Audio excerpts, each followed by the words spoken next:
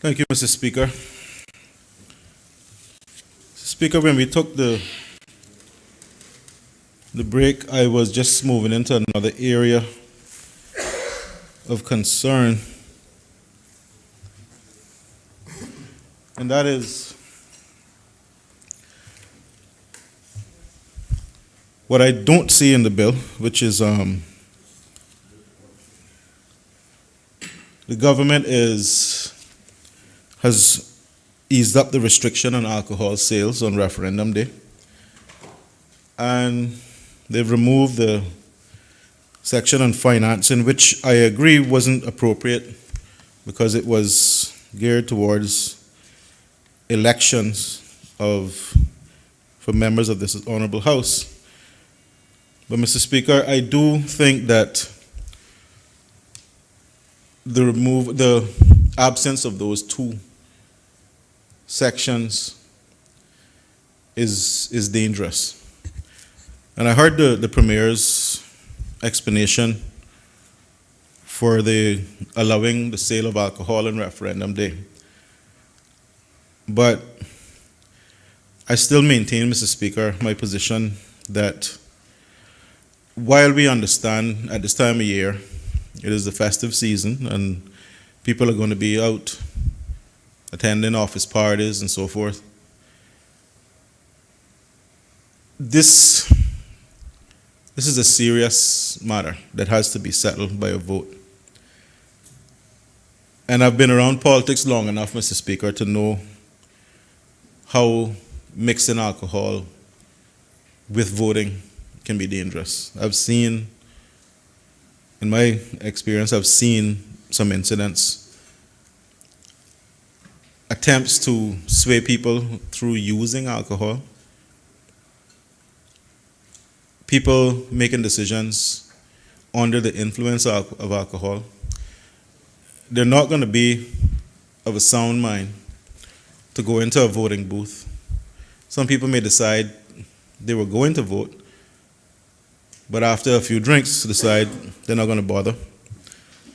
Again, that hurts both sides of this argument. So I personally don't think, while I understand the inconvenience, I don't think that we should support allowing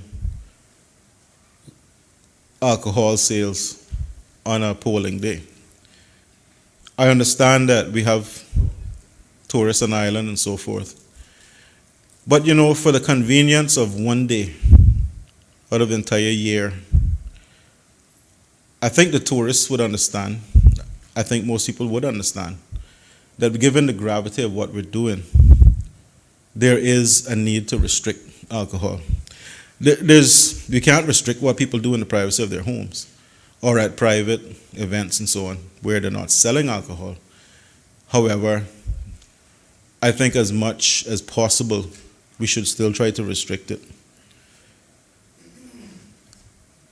At least then, we can all have a clear conscience that we did our part to ensure that people were not encouraged to vote under the influence, or no one felt they could use alcohol to keep people away from the polls or to sway people's position one way or another.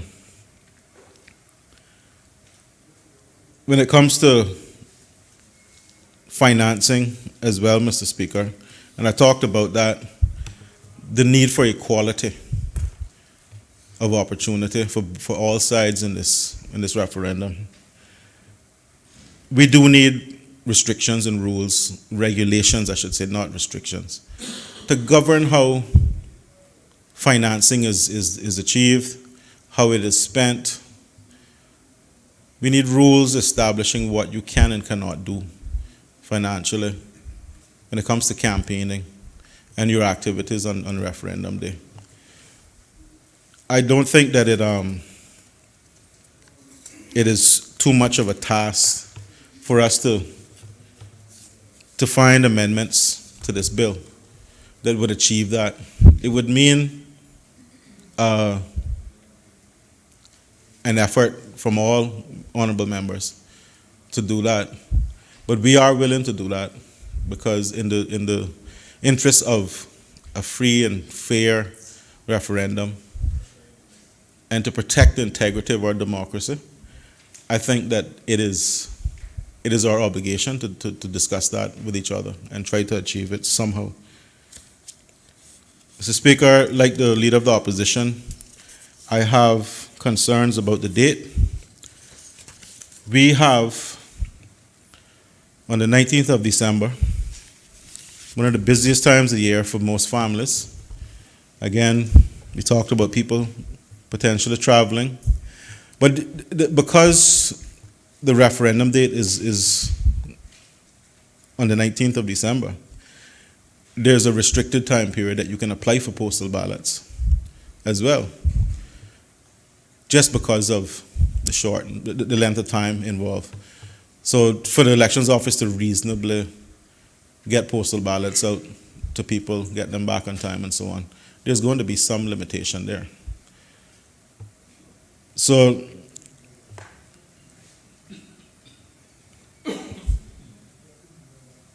the other concern I had, Mr. Speaker, was the concern about 200 voters not being able to vote. And I heard the Premier's arguments, and while I agree with him, yes, at some point you got to draw a line. I do believe, though, Mr. Speaker, that in the past we have done updates to the official list, voters list, leading up to elections. I think we've been able to achieve that. So I think that, again, in the interest of democracy, in the interest of all those people who showed an interest in participating in this referendum, whether they're going to vote yes or no, we don't know that. We have no idea. What I do know, Mr. Speaker, is that I have 11 people in Newlands who are on that list of 200 who won't be able to vote, and who I am certain of went out and registered with that intention. If you go back to the Venice Commission, again, that is one of their recommendations, one of their guidelines, is that you give citizens, and when they talk about citizens, they mean citizens of your country who have the right to vote, every opportunity that they can to participate in the democratic process. I don't see what harm it would do in us finding a way to achieve that, Mr. Speaker. That's 200 Caymanians, 200. That's a large number when you consider the size of most of our constituencies. It's a pretty significant number. So let's find a way to achieve that rather than just draw a line and say it's too bad, because I sincerely believe that they registered at this point in time, most of them, so that they could participate. And that meant that this issue was a big enough issue for them to want to exercise their democratic rights. And as representatives of the people, I don't think any of us should take any other position than to say, let's see what we can do to help those people, Mr. Speaker. There's no guarantee how they'll vote.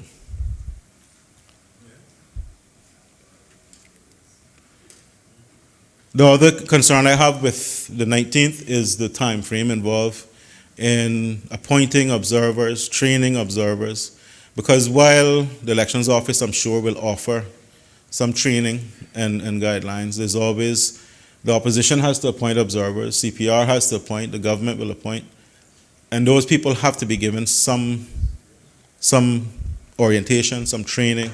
It's going to take time. For us as legislators, Mr. Speaker, we have the budget session coming up very soon. And we all know that that takes at least 3 weeks to get through. So it would be nice if we all took the neutrality approach and said we're going to let the people decide without either any of us interfering in the process or campaigning. But since that's not going to happen, I think we do have to be mindful of the fact that we're going to be here for quite some time. And that, again, is going to take away from our ability to be active and involved in this referendum. we've been under the pressure before. We've had to deal with these issues. There's no guarantee that things won't come up that you have to deal with, but I think this is a big enough issue that the date could have been set at a much more appropriate and convenient time for everyone. Sometime in January, Mr. Speaker, would not be the end of the world. I don't think for anybody concerned, including the selected bidders.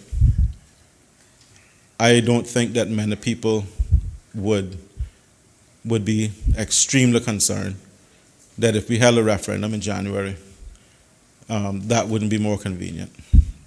So that, again, I think, Mr. Speaker, is something that we should discuss amongst ourselves and try to find a happy medium for this to happen, bearing in mind that it's the voters, the Caymanians, who count here, who are important here, who are the focus of this. Not us, not the government, not the opposition, the people. So compromises have to be made to keep the people assured that we are looking out for their democratic rights. This is not about us versus them. And I keep saying that. It's not us versus them. This is the people, the people's initiative, the people's referendum, the people's opportunity to speak.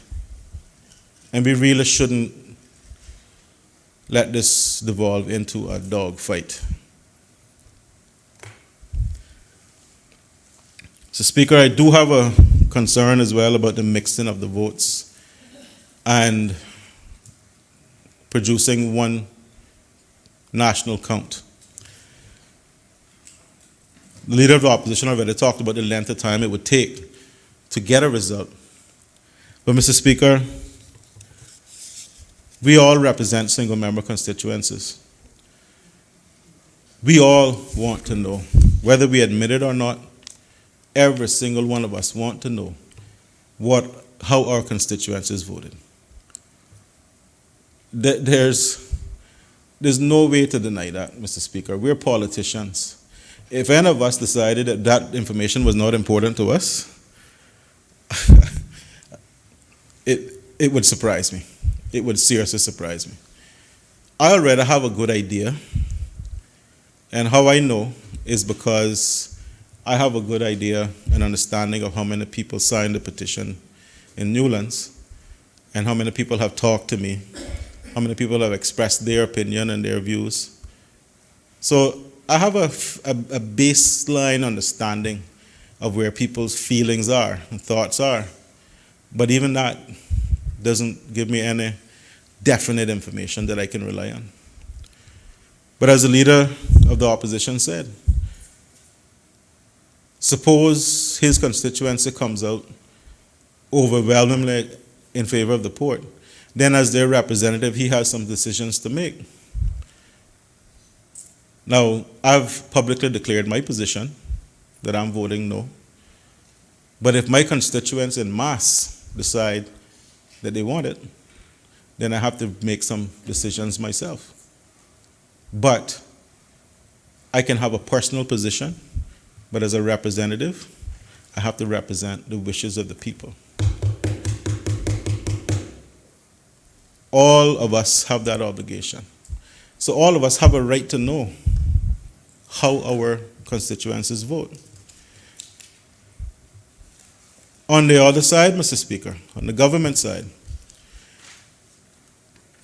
it would be very, very concerning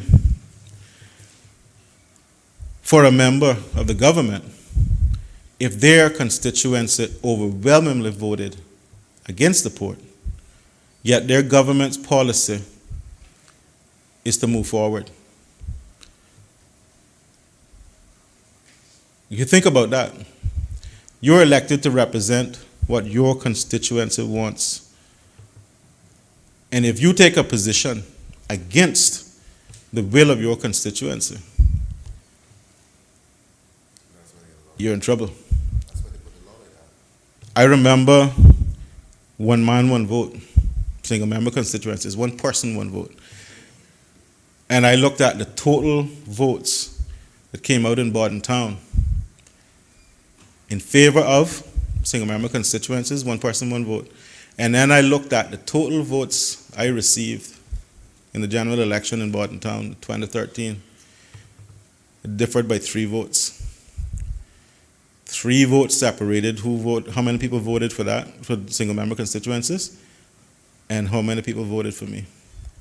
I'm not saying that there's a correlation, but I'm saying it's a very strong coincidence.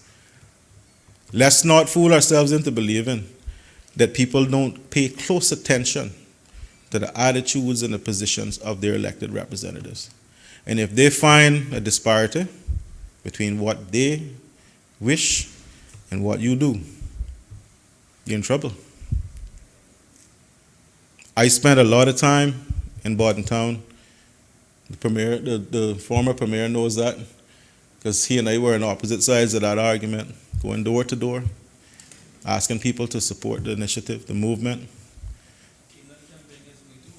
A campaign against my colleague, from Borden Town West.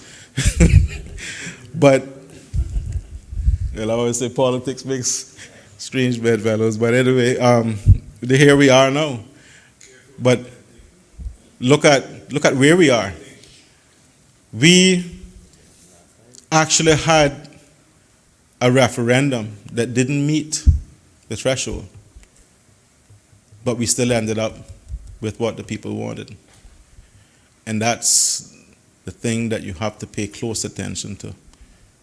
The will of the people. It cannot be avoided, no matter how hard you try. So I have lived my political life, Mr. Speaker, trying not to fight against the will of the people. There are times that you have to lead and show leadership and show the people that they put you there because you know what decisions to make, what direction to move in. But you have to convince them. You can't just do it without consulting them. So that's how I view leadership in this day and age. And we had a conversation earlier about how times are changing and people's attitudes towards elected representatives have changed. Maybe not so much for the better, but people start to show less respect for authority, less respect for those who rule by the iron fist. And we have to be mindful of that. People will turn on you and revolt on you. So we have to find that balance between leadership and being a good listener, Mr. Speaker. But I was starting to talk about the members on the government side. And I'm sure deep down each of them would want to know how their constituents have voted. Speaker, when I look at the people who signed the petition, I have a breakdown by constituency. That is also quite telling. And I won't go through the entire list, but I give some information that I thought was interesting. Among the people who signed the petition: Georgetown East, 37% of that constituency, of the registered voters. Red Bay, 36%. Georgetown South, 34%. Newlands, 32%. There's no guarantee all those people will vote one way or the other. Deputy Premier has a point. You came in East? You came in Brack East? West? 11%. How you looking for the numbers already? You see it though? 8%. 8%. Mm-hmm. Yeah. But yeah, there's different reasons you could apply to that. But my point is, Mr. Speaker, My point is, everybody wants to know their you see, this is what I'm talking about. This is my point. Everybody wants to know how their constituency feels about this project. And you can't tell me that by having a national vote. Read them all? Okay, I got the Newlands. West Bay South, 31%. West Bay West, 29%. Prospect, 29%. West Bay Central, 28%. East End, 28%. West Bay North, 28%. Savannah, 27%. Georgetown North, 27%. Bordentown West, 27%. Georgetown Central, 26%. North Side, 25%. Georgetown West, 24%. Bordentown East, 20%. Cayman Brac East, 11%.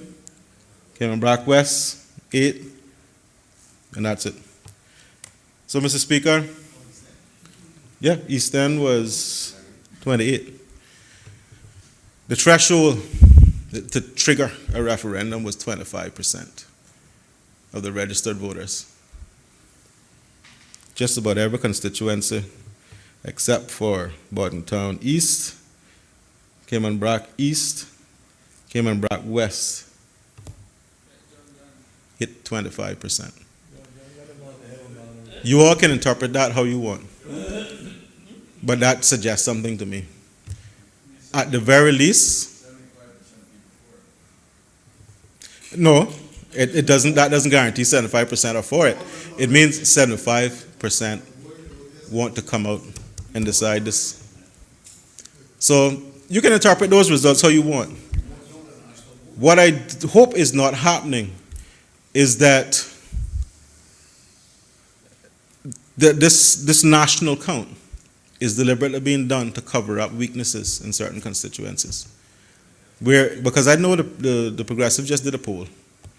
I know there was a poll being done recently. I don't know what the results were, but it could be that those poll results were not very encouraging. And so, if you extrapolate that onto certain constituencies controlled by the government that are weak,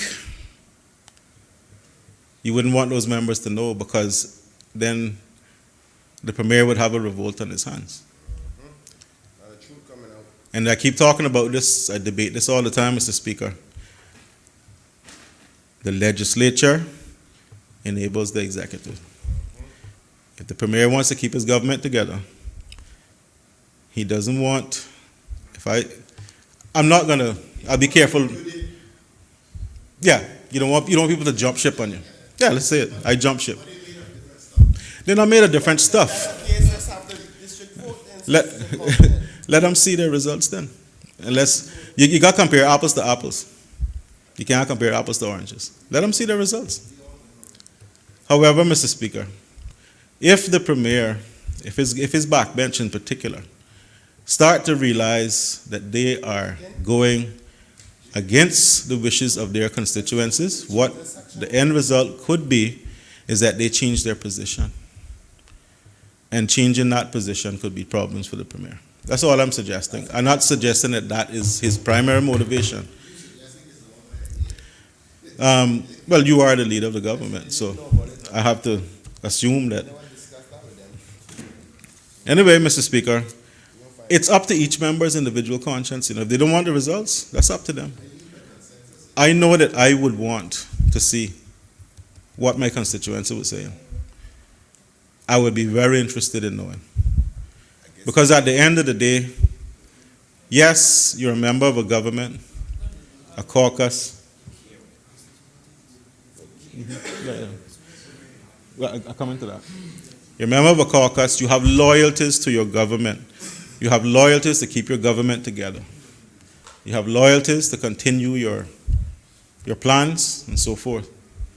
But those loyalties do not trump your loyalty to your constituents. That is primary.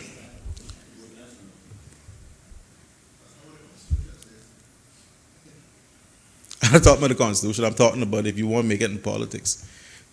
don't ignore your constituents. Well, I mean, the premier is saying, anyway. Whenever I'm starting down a good track, the premier tries to distract me, Mr. Speaker. Sorry.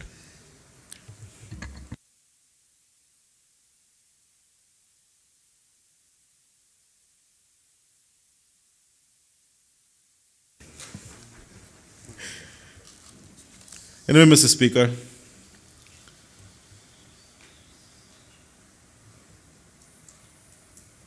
if the premier and his government want to continue down that road, there's going to be strong objection from me, because I don't believe in obscuring information, especially this sort of information. I believe that while you can have your facts, you can't have your own facts. Breaking it down would be the wise thing to do for the entire country. Not just what is good for the government, it is what is good for the people. So break it down. If the results come out one way that you don't like, well, then you have some work to do. That's the way I look at it. Nothing in life is ever going to be perfect. But hiding information from people never results in anything good. The truth will always come to light, one way or another.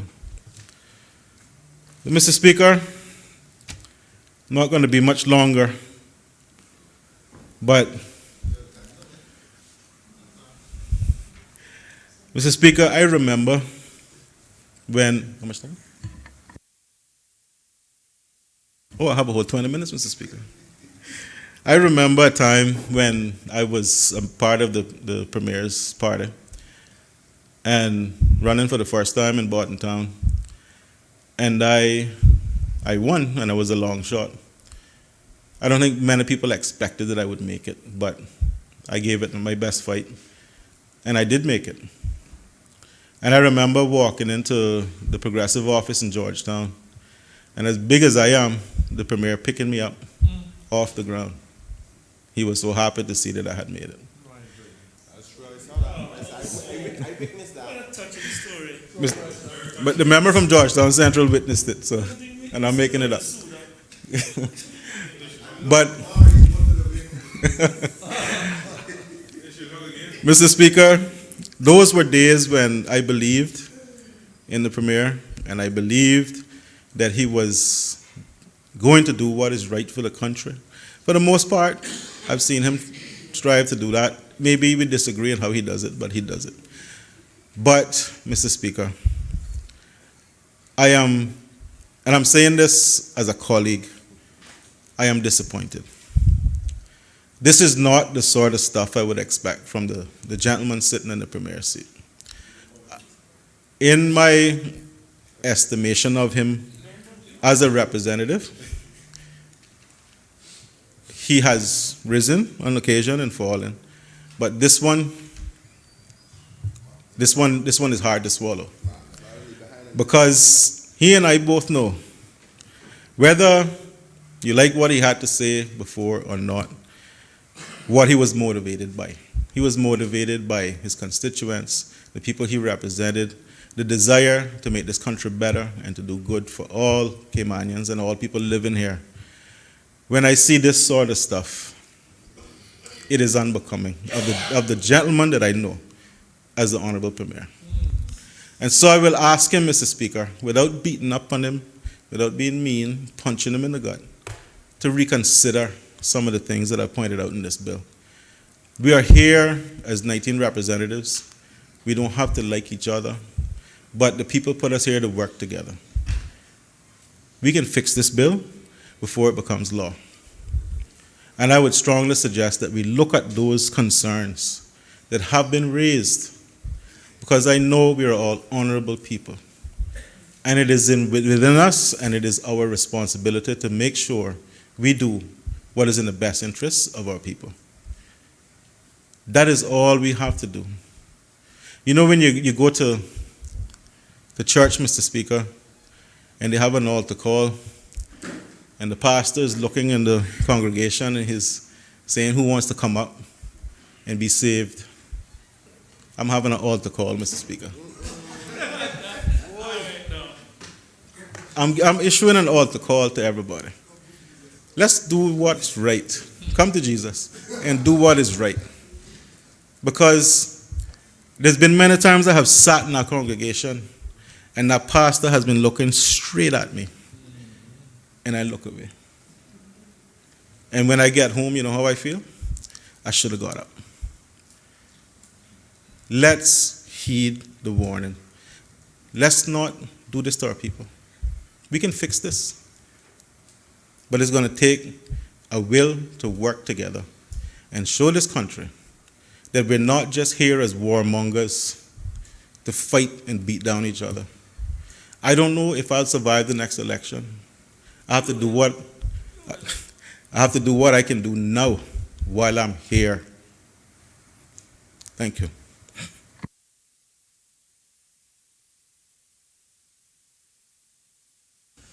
Does any other member wish to speak? Does any other member wish to speak? Last call. Does any other member wish to speak? Premier.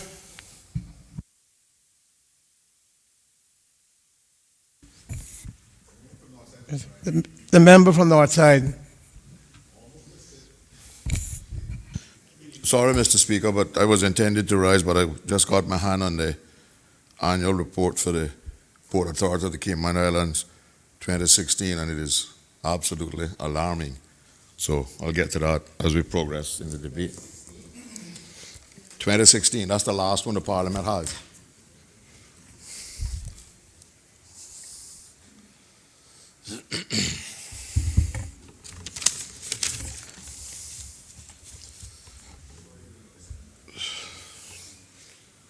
Mr. Speaker, I came here this morning prepared to debate the referendum bill and what I thought were the shortcomings of the bill. I have some difficulty with some sections in the bill. Most of it have been dealt with, and I will leave my remarks to the individual sections to committee stage. But since the Premier has spent much of his introduction of the bill telling us all the good things about the port and the cruise facility and why it is so desperately needed, I think I have an obligation to tell the other side of the story. And all members will be aware that my position on the port is not influenced solely by the CPR campaign, although I support what they've done. I have always opposed the building of a cruise facility in Georgetown Harbor. Way back in the 80s, Mr. Speaker, you'll remember the alternatives that we were offered. We were told in the 80s that if we didn't build a cruise or prepare, the cruise industry would never grow. We had one port director who proposed the buying of anchors, you remember? And we were going to force... No, I really don't remember that. Okay, that's all right. I'll jog your memory. But I'm sure everybody in here and the listening audience clearly remember the purchase of huge anchors because we were going to put buoys in Georgetown Harbor as an alternative to a cruise port. That didn't get off the ground.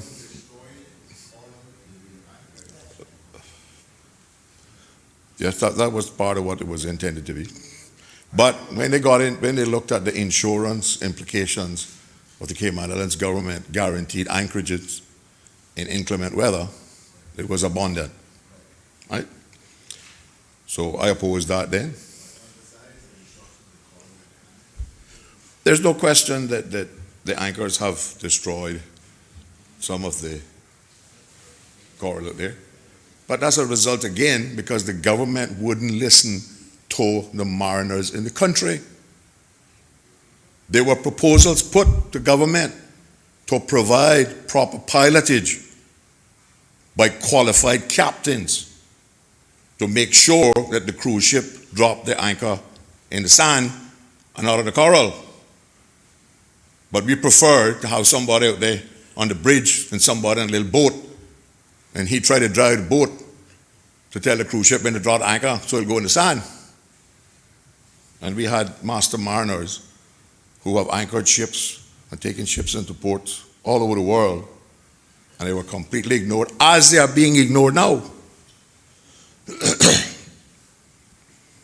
My greatest opposition to the cruise port is the fact that the mariners in my family tell me that what is being proposed is going to be very difficult to operate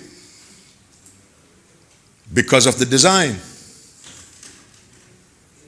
And I'm not talking about people who go out in the North Sound, Distinguished City, and add captain to the name, you know. Right? They're not the kind of people I'm talking about. I'm talking about people on limited tonnage. One person has 60 years experience as a captain at sea. Only retired last year at 86 years old. And his last job was unloading a super tanker in the Gulf to smaller ships. But let me first of all, Mr. Speaker, congratulate the CPR group. I think those young people worked hard. I think they have achieved what everybody thought was impossible. And what we hear now is that, oh yeah, but it took a year to do it. There was no time limit for them because we don't have a referendum law. I am confident that if we had had a referendum law in place and it said 6 months, they would have gotten the votes, the signatures in the 6 months. But, Mr. Speaker,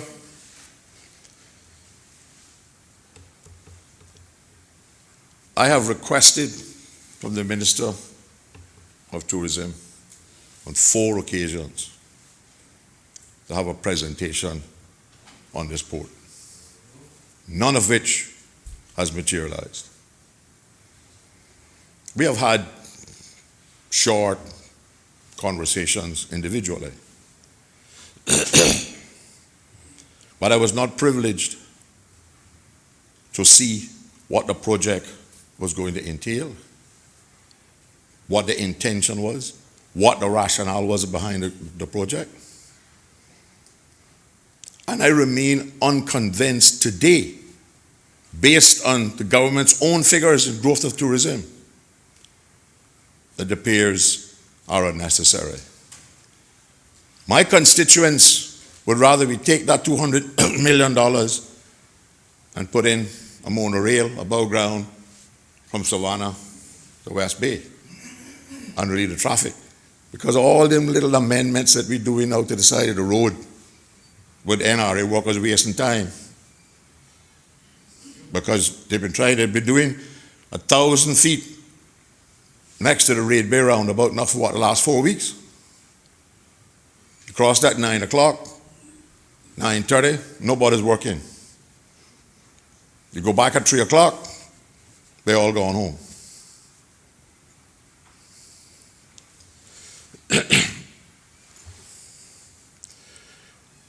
Mr. Speaker, when I showed the plans as they were published, because I'd never really seen a proper set of plans, but when I showed what was published in the paper to one of the master mariners, he simply looked at it and said, can't work.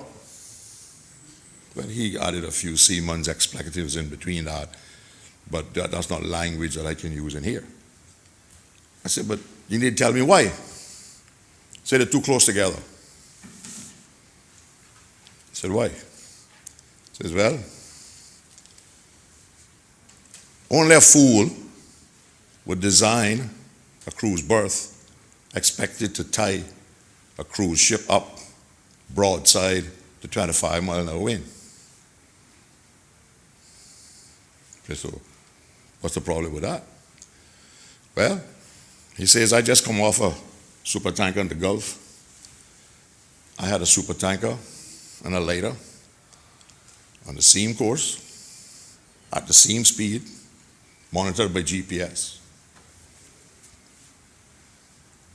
Before I put the manifold from a supertanker to the lighter, put 15 ropes between the ships to hold them together.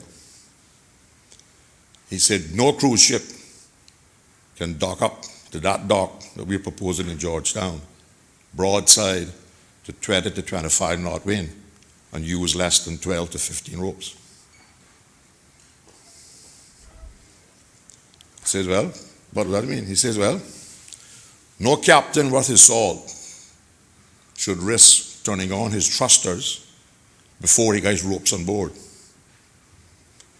In a 25 knot wind from the northeast, by the time he get those 12 ropes on board, he done hit the other cruise ship. But you see, we don't talk to these kind of people. You and I would never think of that. We think it's just to put a picture, 2 docks, looks good. The cruise industry say it'll work. It should work. We would expect their captains to tell them it can't work, right?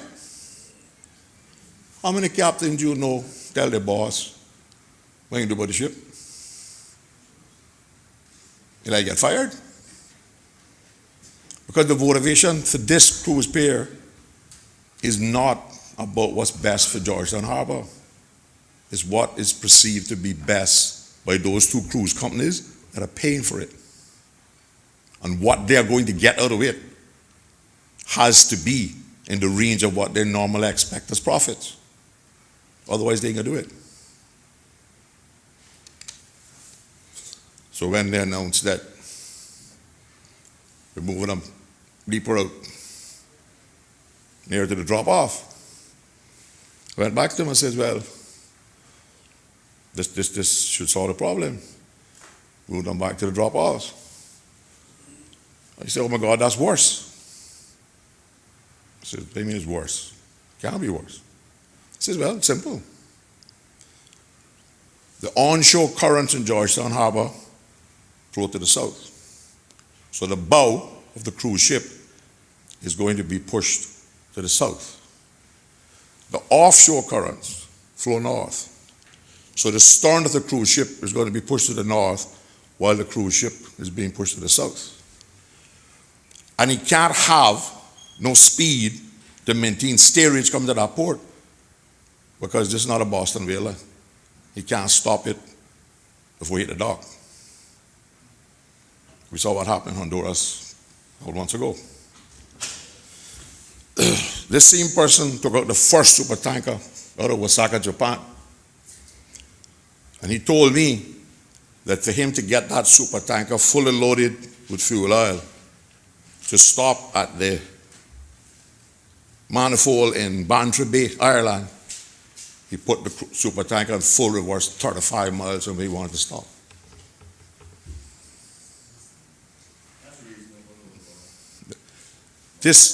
We're not talking about docking a toy. There's no room to offer assistance with tugs. And another cruise ship is tied up.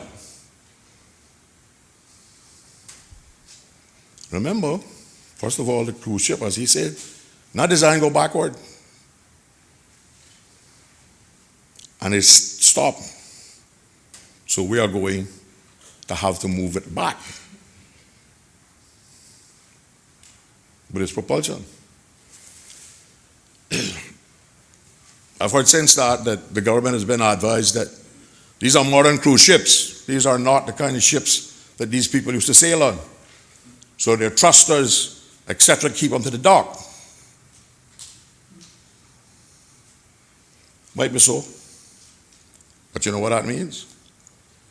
If he go have his thrusters constantly running while he's tied up to the dock, you know what color Georgetown Harbor will be? Not clear. It'll be white from the mud that they're constantly going to stir up.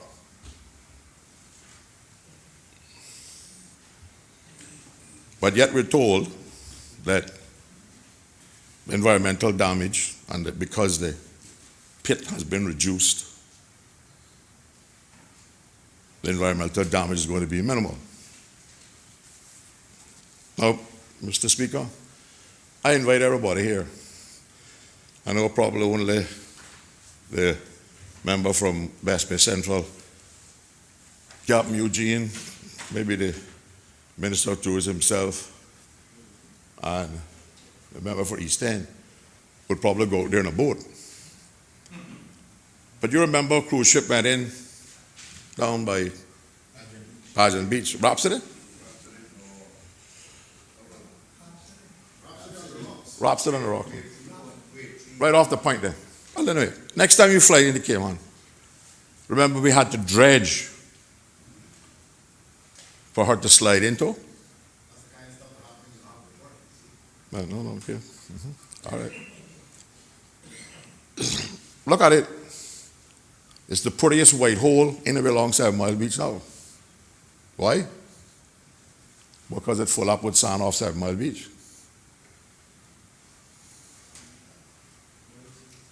We heard the Premier use what he described as the best technical experts in the world. I don't have any reason to dispute that. Say that 7 Mile Beach is safe because the sand comes from Northwest Point. Right?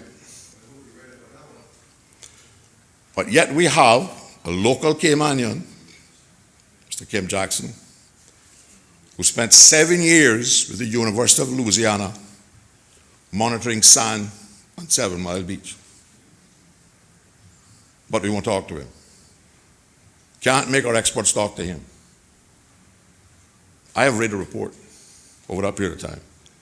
Oftentimes they put dye in sand on 7 Mile Beach and found it on Pull and Badam Point. For you who don't know where Pull and Badam Point is, that's that little beach by the Key Shore up in South Sound. The one that we could get from 7 Mile Beach to Pull and Badam Point was across Georgetown Harbor. What do you think is going to happen when we dig down 65 feet where we now have 25 feet? You think the sand can get to Pull and Badam Point?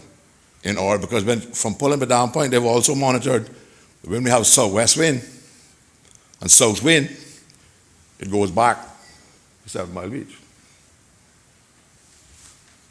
Most likely, just let it go down that hole, as it does with the Rhapsody hole, and stay there. Because the cruise ships will stir up the mud, they will stir up the sand too. But the sand has the weight to go back in the hole. The mud is going to be dispersed all over Georgetown Harbor. And if you don't believe me, the next time that I am going to dig the sand out from around the dock by the edge of the north side, I invite you all to come watch. We just dig them with a backhoe. Less than an hour after we put the bucket in the hole, the mud is going out through the channel, quarter mile away. With silk screen.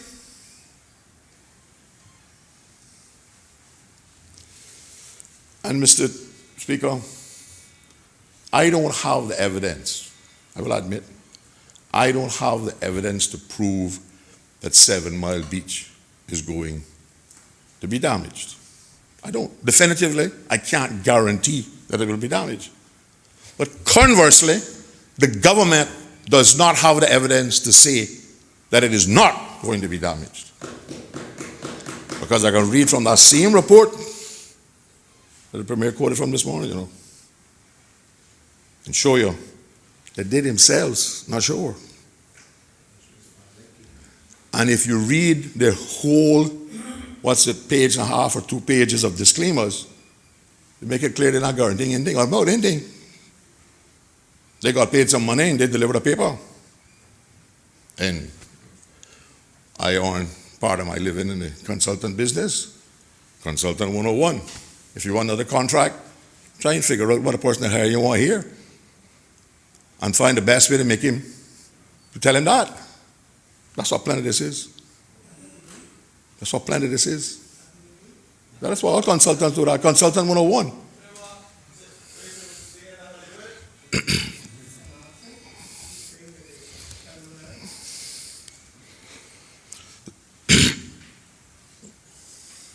Mr. Speaker, do you have a copy of the report that the Premier quoted from today, this morning? Okay. I have it. This is the EAB review of consultation draft environmental statement, technical appendices, non-technical summary. Huh? 11th for August 2015. Note the date, Mr. Speaker. 2015, 4 years ago. Tides, climate change, a lot has happened in Cayman water since that.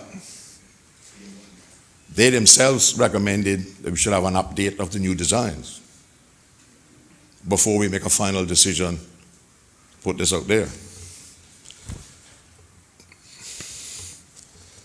But Mr. Speaker, I just wish to refer to a couple of sections in this.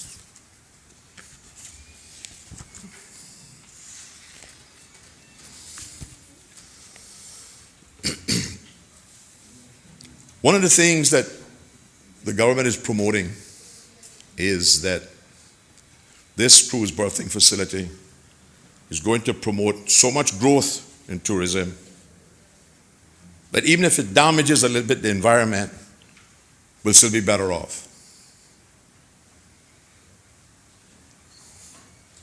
One of the things that this report says talks about some of the major impacts, negative impacts. You don't see any ad, you don't hear any ad on the radio promoted by the government talking about the negative impacts of this cruise berthing.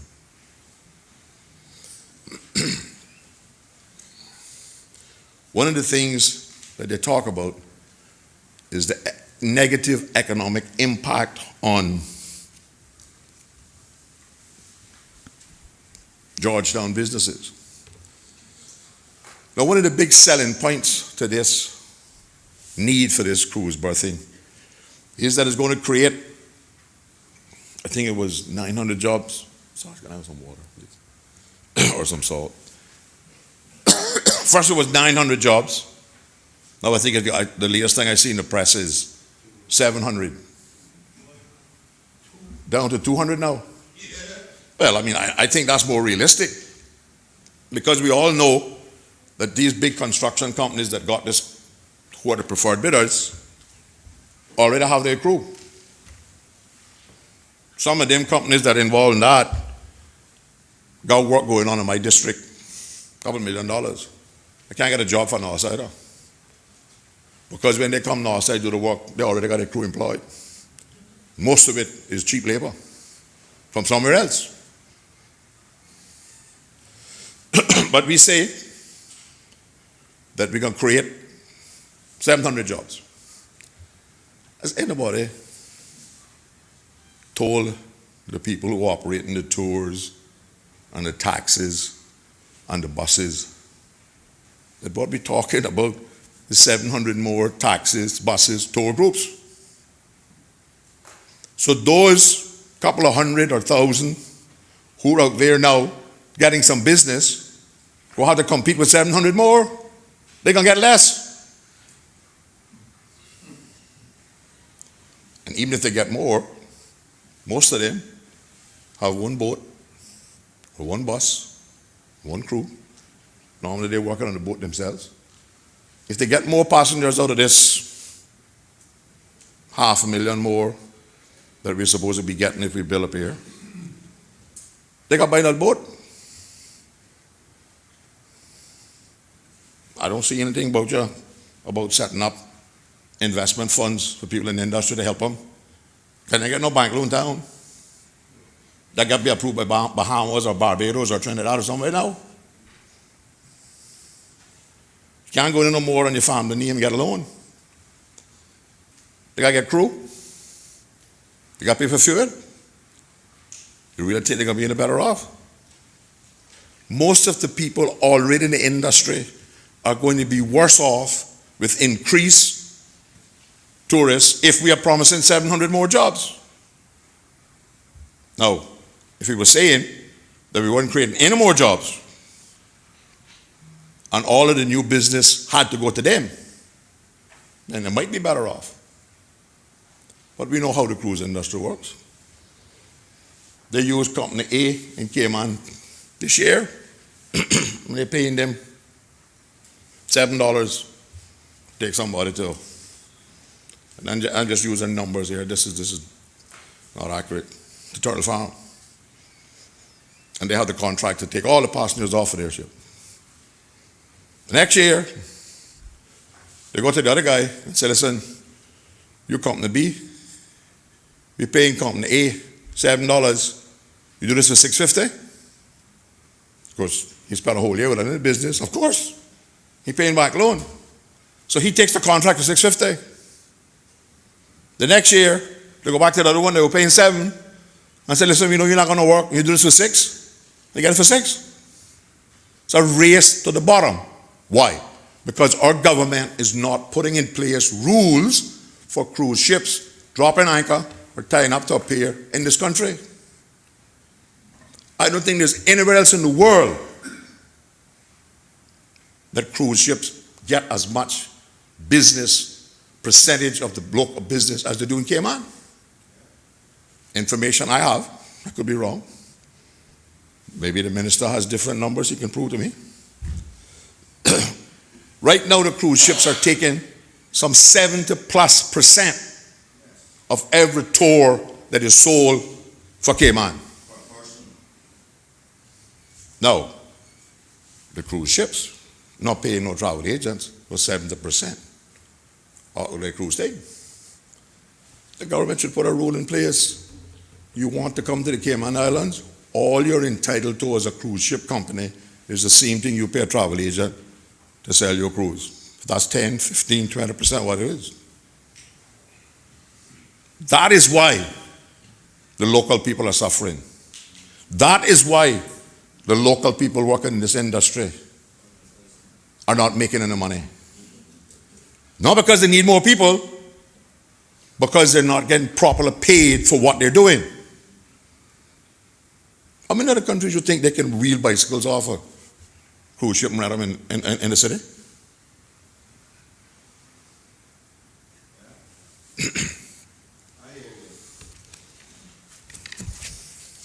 Now, the biggest selling point by the government for cruise payers is that the cruise passengers are going to be able to get off the ship and get on the ship quicker, right?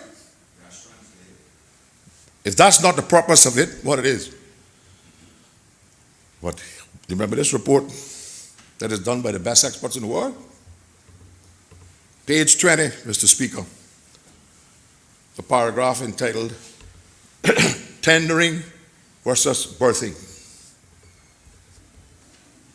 The ES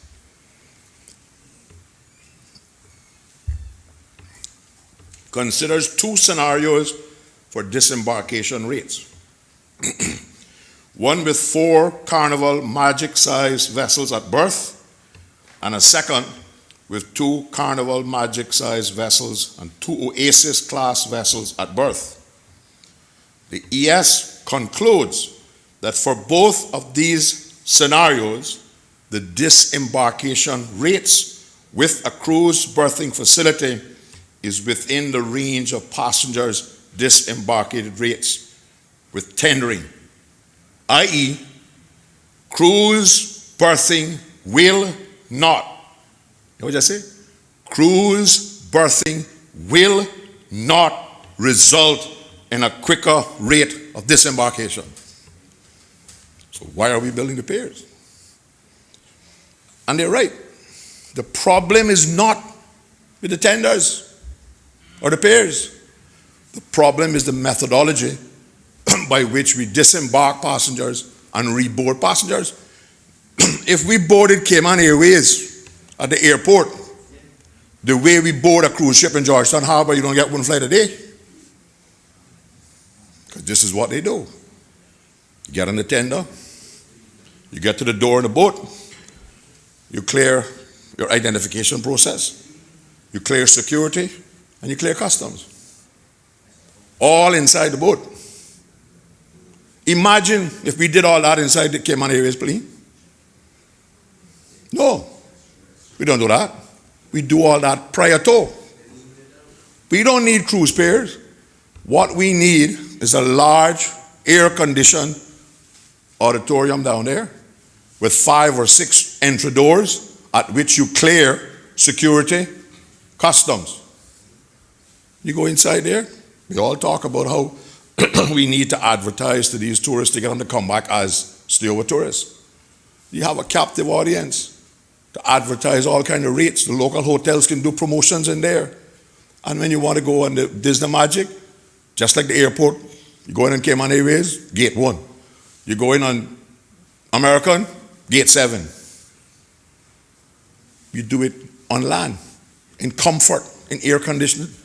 All we are going to do now, is to move the line of people off Harbor Street out onto the dock in the broiling hot sun. How is that improving the quality of the cruise experience? What we need to do is we need to keep Cayman at the top of the cruise passenger experience. You control them people down on the dock, hollering at people. The cruise pier not gonna stop that. You're gonna move them from one place to the next. We need to make sure that the last impression and the first impression that the cruise passenger has about Cayman is a good one, so they want to come back. We don't need to spend $200 million to do that. You can probably do that for $3-4 million.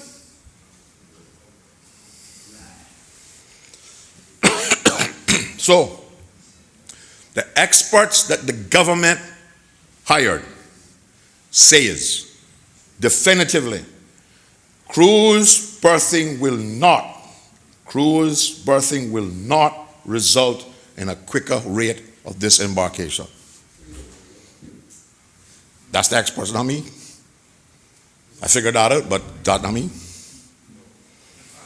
So my question to the government is, why are we spending $200 million to build piers out in Georgetown Harbor, which we are going to have operational risks introduced that we don't have now? By the way, how many members drove across the waterfront lunchtime? Or today, anytime today? Where were the cruise ships headed? How were the cruise ships anchored or on their GPS in the harbor today? Everyone I saw was pointed to the northeast, about to win. I have no doubt that his thrusters and his GPS can keep him in that spot, about to win, because you're only fighting currents. Broadside to win, whole different argument. Whole different argument. And if you doubt me, even in my little Triumph 70-foot boat, if I take her to the dock and there's a wind, I have to respect the wind. Otherwise, I'll crash into the dock. Or I have to go to the water so quick to throw all the kids in the water. And we're not talking about a 17-foot boat.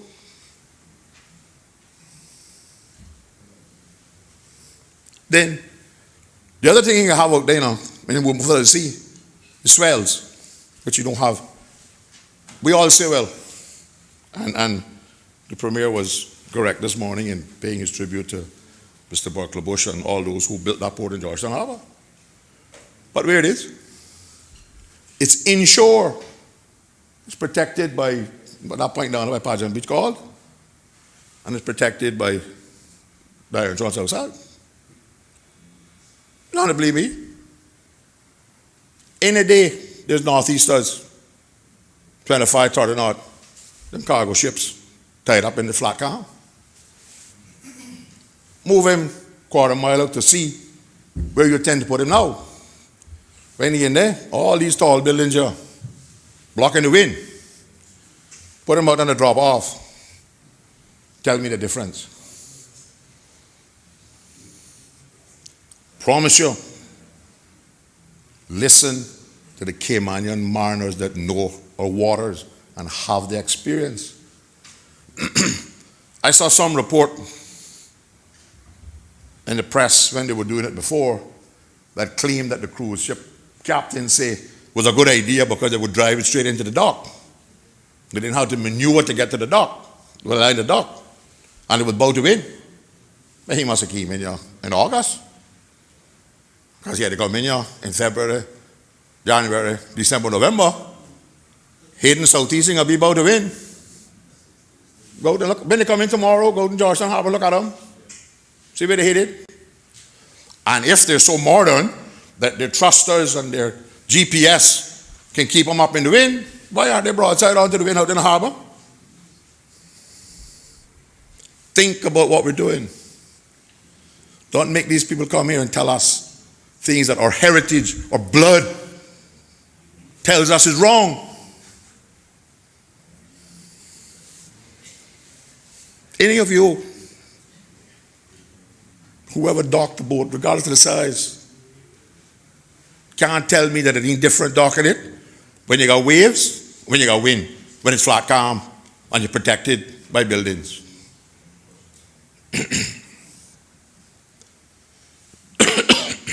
So the cargo port works now because it's inshore.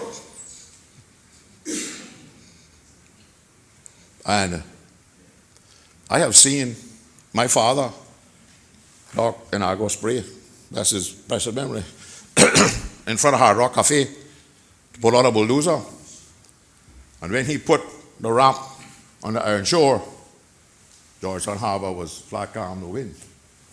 By the time he got the bulldozer on board, got the ramp up, Northwester had made down.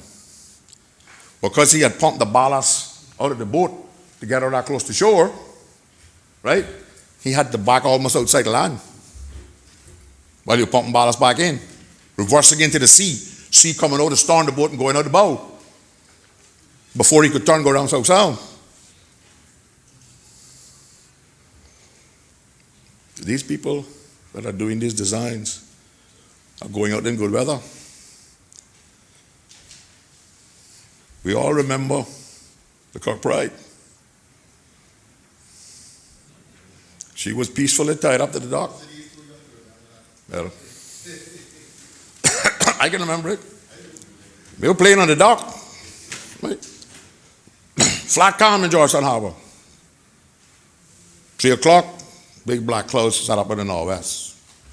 An hour later, there was a beautiful black two-mast yawl, wooden black yawl tied up on what we used to call Webster Dock. I think it's called the South Terminal now. Because we changed the name around there for anything. Anybody come and tell us change the name of anything, we change it, Or some foreigner that they up by talking about Panama Canal of Cayman. Panama Canal of Cayman. Where's that? Up behind Booba Key. They got that name now, that'll soon be the sign that's posted on that,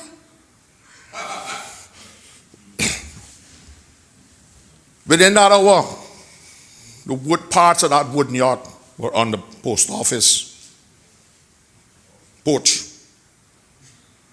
The Kirkbride was up on Iron Shore next to Webster Dock. They had to bring Fred Look up down on a rope. You remember all that? Bring him down from human water go down. The shrimp boat that was anchored in the harbor, even though the captain was on board, the weather, it happened so quick, he couldn't get the engine started and get anchored up and get out. Was up on the road by Paradise Restaurant, where Paradise Restaurant is now. And the captain, head was being beat against the iron shore. And people like Oliver Hill and Henry Banks, I think it was, jumped overboard and saved his life.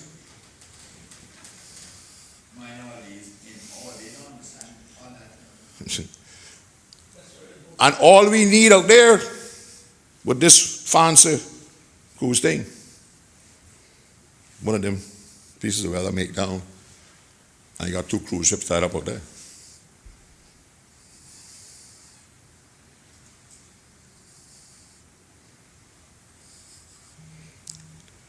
It is an accident. If we build what we propose to build, Marius tell me that it's an accident waiting to happen. Then they built the one down in Honduras, remember that, the best thing since sliced bread? Nothing going to happen to that. Well, my argument is, I don't know whether I'm wrong, I don't know whether they're wrong, so why take a risk? Amen. We make money. And you know, a couple of years ago, Airbus invented a huge plane. Well, 380, right? Double-decker. Was going to revolutionize the airline industry. Wasn't going to be building any more small planes. They stopped making them last year, you know. Not making no more of them. Why? Passengers' complaints. How many people in here have had somebody take a cruise on a mega ship and come back and say it was a great experience? Everyone I talked to that been on one of the mega ships say they ain't going back on one. You're dealing with 6,000 to 7,000 people. Whatever you want to do, the line is on. You can't get nothing done. And they're not designed for their passengers to come ashore, you know. They're designed to keep passengers on the ship. Most of them got more activities on shore than Cayman can provide. But it don't take them long now to invent a steamer city, put on the next one, you know.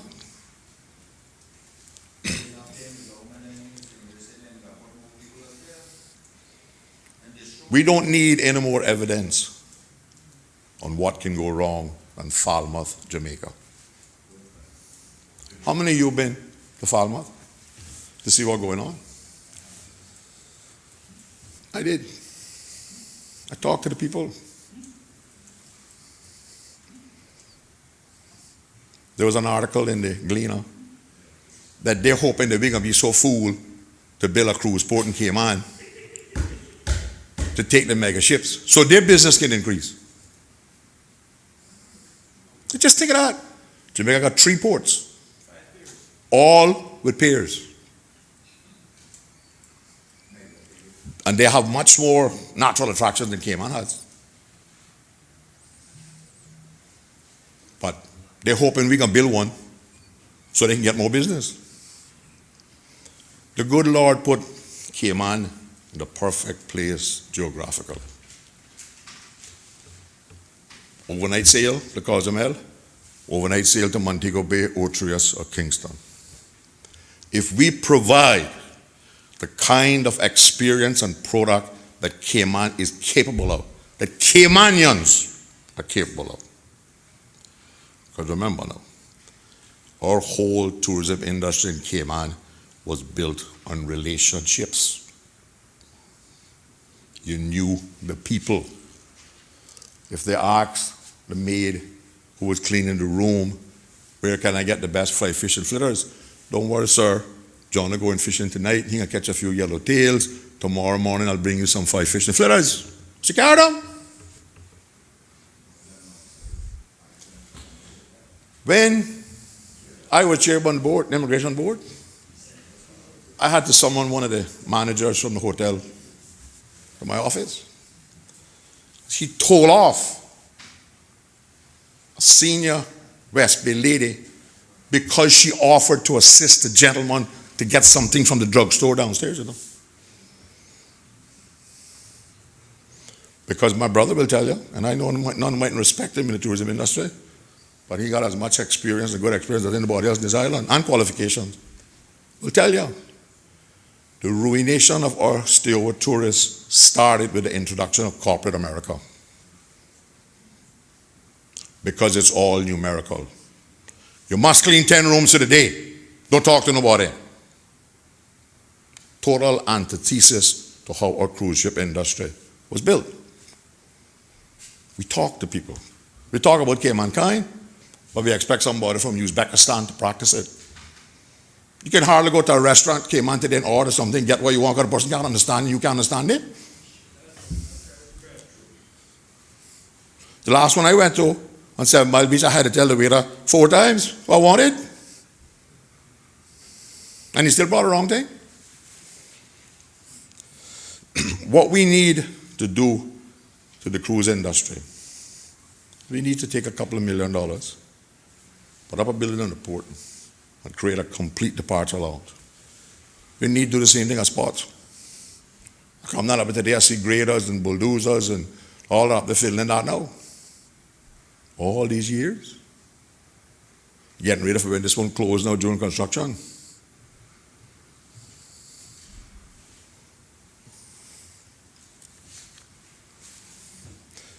The other thing, Mr. Speaker, that nobody talking a while ago about the negative impacts on Georgetown.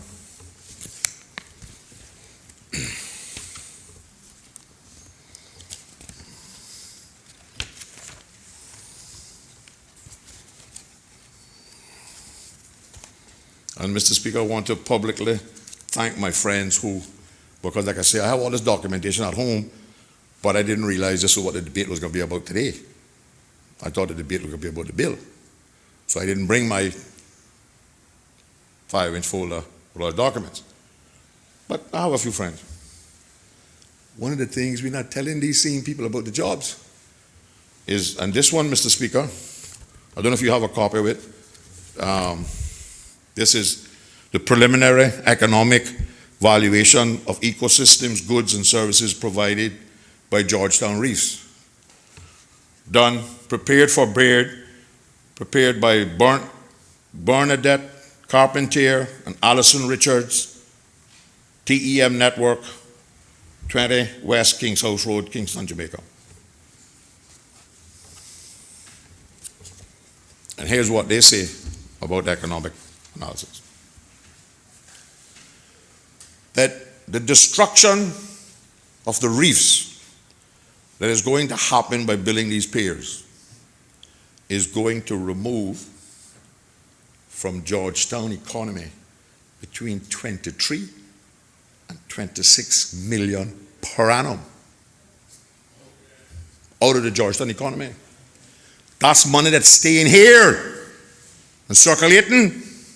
Because them little businesses on the waterfront are owned by Caymanians. They all closed down. You're not going to be able to die to Balboa. It won't exist anymore. Currently, I'm not a big cruiser, but I'm told that Georgetown is one of the few, if not the only harbor that you could actually fall overboard and see the fish in the water, from the cruise ship. And all the way in on the tenders, right beside the dock, you can see it. You can come in on the tender, go down Hogstye Bay, go straight in the water.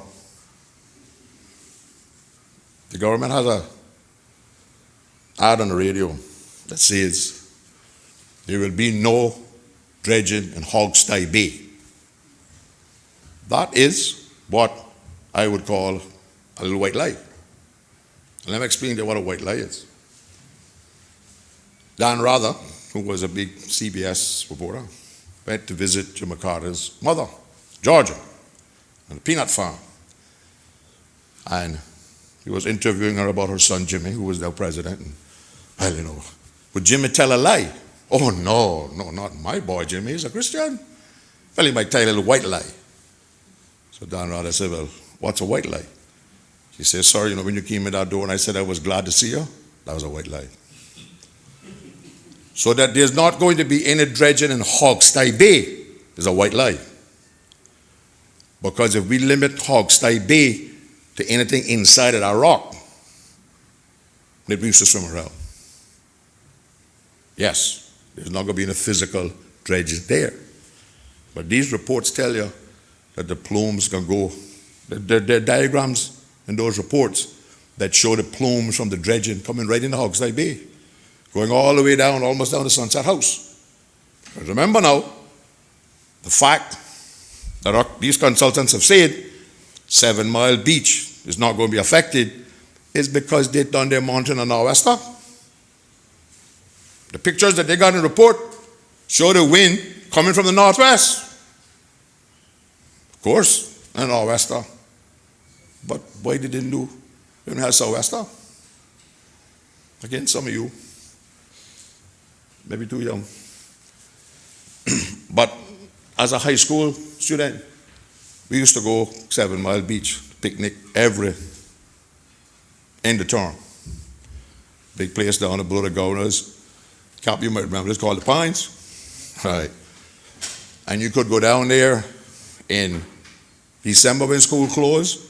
You go back in April, and there was a big fall off. The sun had gone south.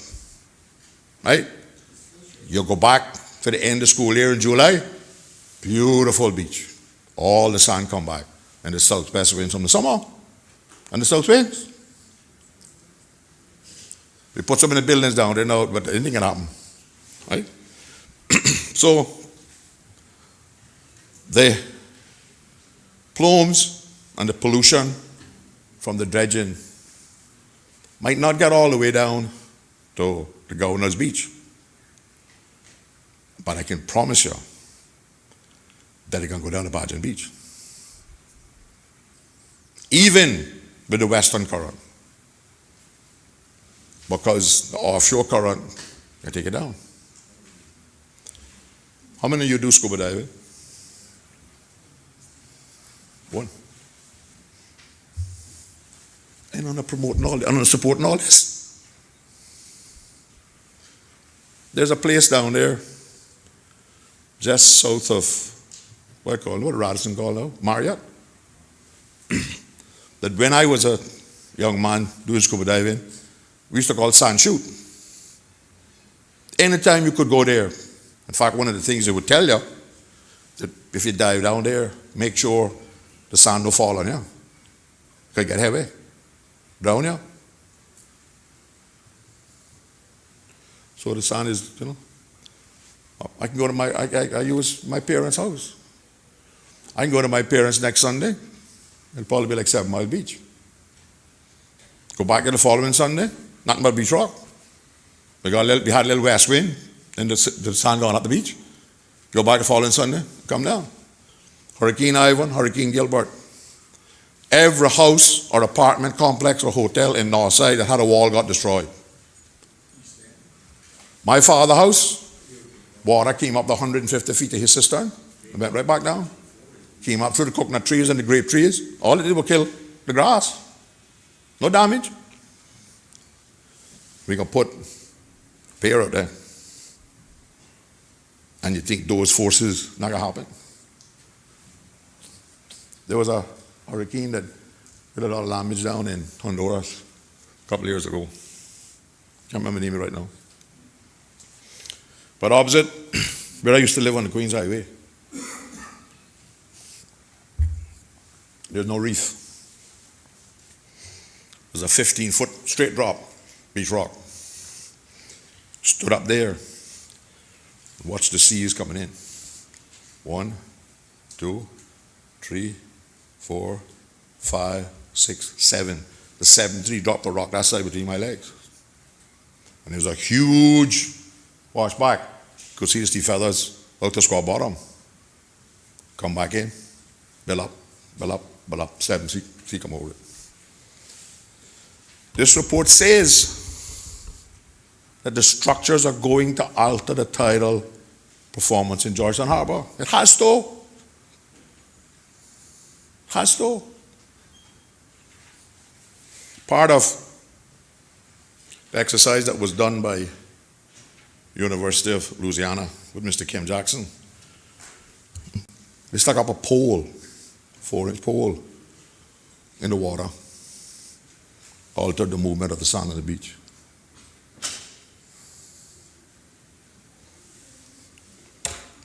I heard one of the big government supporters who support this project arguing extensively with somebody a couple weeks ago that there can be much dredging, the only place they can dredge is where they put the pilings.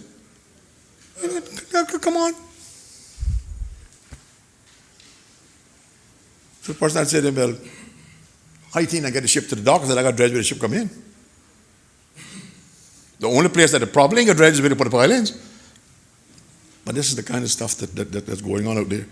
And we just letting it, accepting this experts' advice. And there is no economic justification. I predict that the mega cruise ships is going to go the same way of the 380. There'll be no more ordered. what it is now. Up until, I have the statistics in my other folder, up until 2028, there's 110 ships being built. Only 10 of them is mega ships. The mega ships are the way for the future. Why are smaller ships with 3,000-4,000 people being built at a ratio of 5 to 1? Yeah, sea trade cruise, right? Go all the way up to 2028. Right? You all don't know that? You're not taking that into consideration? If the mega ships was the answer to the cruise industry, why aren't we building 9 of them between 2028? Why are we building 9 of smaller ships?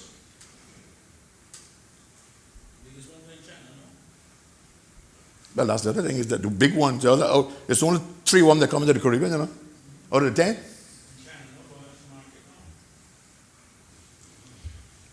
And we got these cruise people come down here and tell us that, remember they done us the same thing, but what they call the freedom class. Those of you who were around, you will remember when the freedom class came out, cannot be tendered. Got to have a cruise pair. 6 months, they wouldn't send them to Cayman. Passengers demanded that they come to Cayman, and for the last several years, we have been tendering the freedom class ships with 3,000, 4,000, 5,000 people on, quite effectively.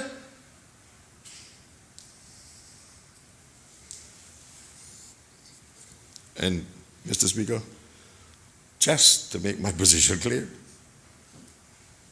I don't get no support. I got very little information when I ask them from the tendering from people who own the tender companies, you know. They don't support us. They come in a restaurant, they'd rather stand up and sit down at a table with me. The turtle. But that's hard evidence. You can't tell me that our cruise industry is going to stop and all Caymanians are going to be out of work if we don't build piers for mega ships, when the own shipping companies themselves are not building mega ships. Where is the justification? Exactly. See what happened in the Bahamas? They spent a lot of money in Nassau, dredged it out deeper to take these mega ships, paying the mega ships to come there. Now all of a sudden the mega ships are developing their own water park on their private island, and the Bahamians have withdrawn their subsidy because they know they're not coming back. They're going over to the island.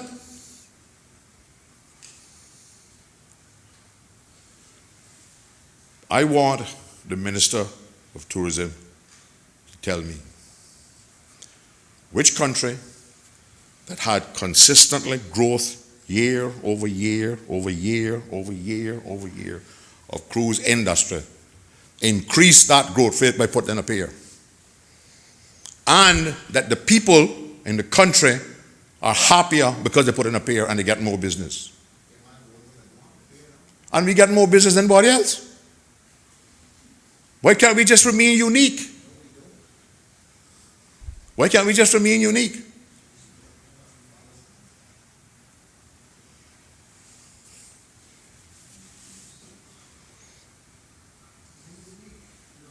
The question is, with all of the problems we have in this country, I don't have no receptionist at the clinic now, so can't get a thing done there unless it's Tuesday morning or Friday afternoon. Somebody goes there to get bandages, can't treat them. Guess I'm Georgetown. Doctor comes 1 half a day, 2 half days a week. Big, expensive complex, you know. Patients in Northside don't plan to get sick only on Tuesday and Friday, you know.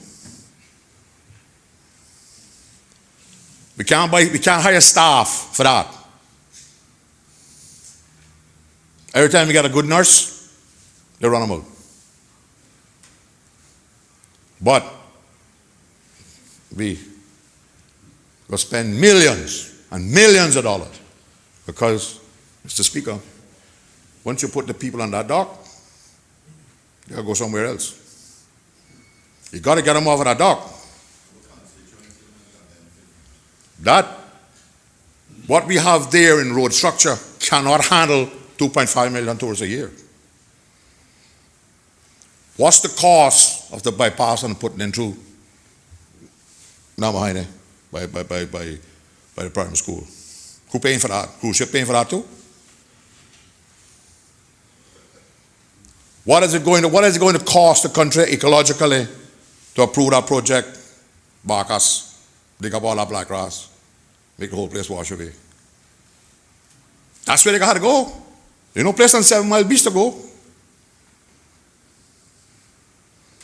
We are reducing the access to 7 Mile Beach by private development, hotels, but we're increasing stay-over tourists. Where they go? On that little piece of beach we own down there, let they put all that yellow sand in.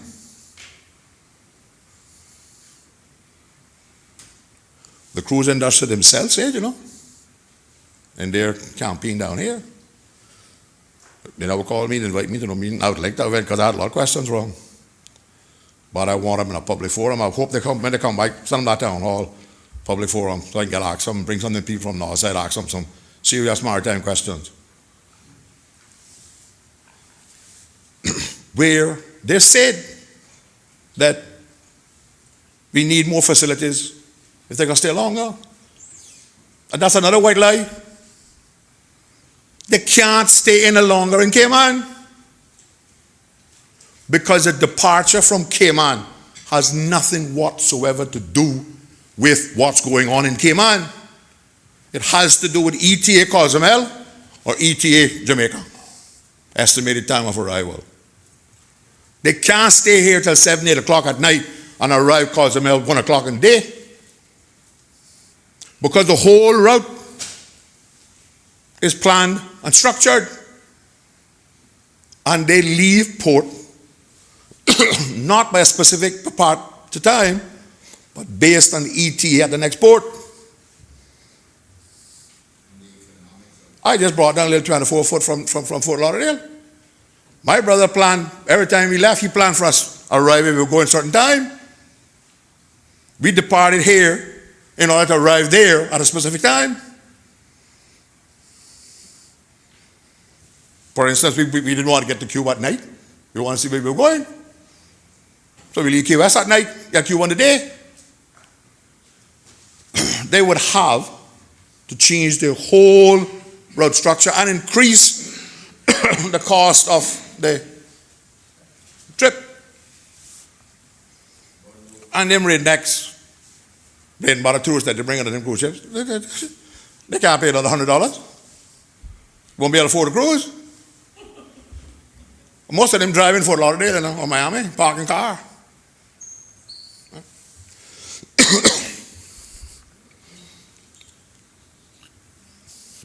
And again, you don't have to believe me. When we finish here tomorrow, cruise ship coming in Wednesday. You do what I do. Go sit down upstairs the Royal Water Port. Look at them going back aboard the ship. See who got baskets stuff with them.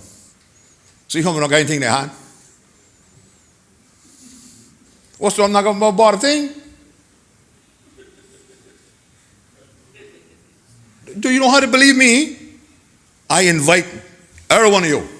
Go sit on the back porch of Royal Water Terminal and observe the cruise passengers going to get on the tenders. And tell me how many of them have in a basket in their hand that they bought locally or in a big bag of stuff.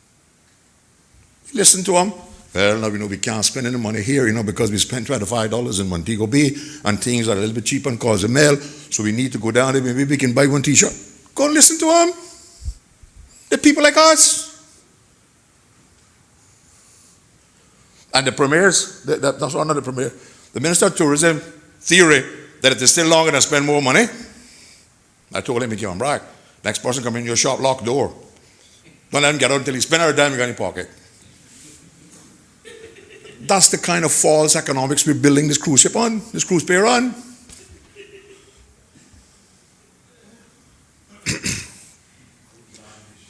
The cruise industry has no interest in doing something good for Cayman unless they can get the biggest advantage out of it. The only reason they stopped Cayman is because we happen to be in the right place geographically, and our people offer them friendliness, etc., and good service. That's what we need to improve. Now, Mr. Speaker, I want to deal with this cargo business a little bit, because I don't disagree with the Premier that there was always mention of improving the cargo. But for the last year, I've been coming to Georgetown early in the morning, driving through the thing. I don't see no cargo ships out there in what we call the stream, waiting to get to the dock. No. Perfectly, they come in at night, they're gone. We have, when you talk to the shipping industry, as I did, we have the best system in the world right now. We get freight from Miami 2-3 times a week. They're not leaving in the containers in Miami that they couldn't bring.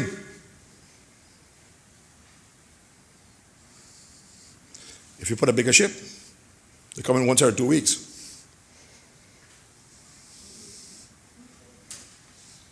So what happens? Perishables got to be brought in by your freight. That's more expensive. Because the shipping coming Cayman half full. The industry don't operate that way. How many of you all remember an Agua Cloud? Remember she used to come in Georgetown Harbor, one little boat. But she used to carry about 40 containers, right? We went from that to Harbor Clipper, and she brought a couple hundred, right? Anybody recall a reduction in container cost? When we went from an Agua Cloud to Harbor Clipper, does anybody recall a reduction in container cost because the ship will bring in more containers? You know, remember it's good, you know, because I was in the business then. You know something? The price of containers almost doubled. Why? Because it took more to operate a bigger ship. This thing that you're being sold, that somehow we're going to get bigger container boats in here, and all of a sudden the cost of living is going to drop, is not going to happen. I go hold the Premier to those solemn promises he made this morning that bigger cargo ships are going to reduce the cost of living. Right? Because the information I have about the shipping industry don't work that way. My experience, when we went from an Agua Cloud to the Harbor Clipper, which was a much bigger ship, the cost of containers went up. Now, no shipping company in this country has told Ezra Miller that they have a need to bring a bigger ship to the Cayman Islands, or that they are going to introduce bigger ships if we expand the port. If the government has such evidence, I'd like to see it.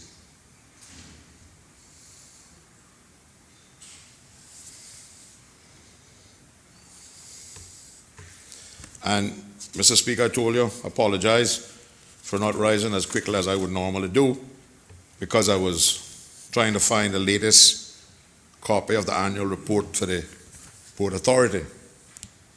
And this was the 2016 financial year.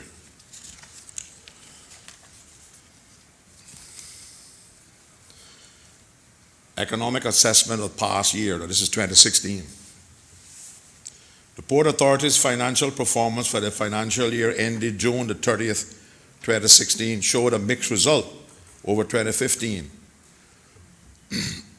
The Port Authority of the Cayman Islands, PASE, recorded a loss of $1.3 million for the 12-month period in comparison with a profit of $350K for the financial year ending 30th of June 2015. I hope 2017, 2018 is better than that. because this don't indicate that we need to expand the port.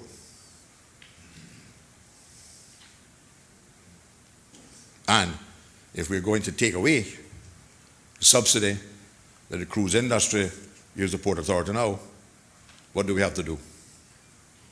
Increase port charges.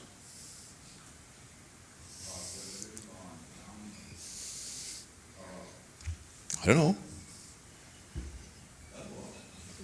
I know made those numbers up.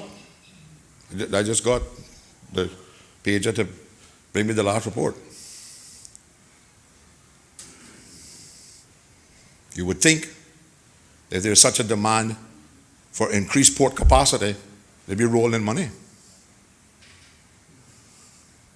Okay, so we'll see.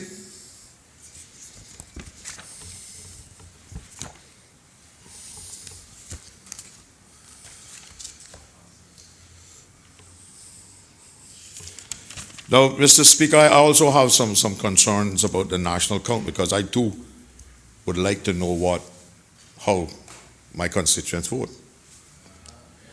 But I have a bigger question to the government and the election supervisor in the office. Once we dump them all into one box, if there's a challenge and there has to be a recount, how are you going to match them back to the counter files from each district to show that they're legitimate?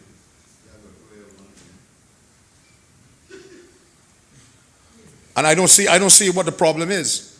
Everybody that you need to do the count in Northside Civic Center, I assume that's where you have the poll, is there. The observers is there, the returning officer is there, everybody's there. You could count those votes in an hour and a half. So I hope that if there is a recount, that there is a possibility to make sure that no extra ballots wasn't put in the other side. I know we talk about how secure our elections offices and our processes and all that. But you all remember some time ago we had 15, 20 West Bay votes in the bottom down box. Yeah, that was a court case. In the late 60s or early 70s. So, history has a way of repeating itself, you know. And we can take all the precautions, right?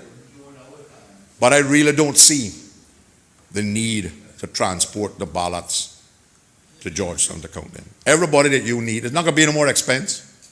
It's probably going to be additional expense because you have to keep them on for another 2 days while you count them. Whereas you could do it there an hour and a half, and the results would be out by midnight that night for each constituency.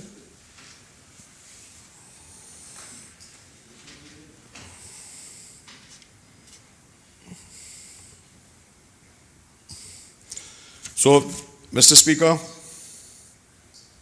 I don't support the building of cruise piers in Georgetown Harbor.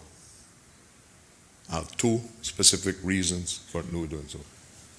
My concerns of the ability to safely operate the way they are designed now, as I am advised by mariners in my constituency, and the risk of damage to 7 Mile Beach or to the dive areas in Georgetown.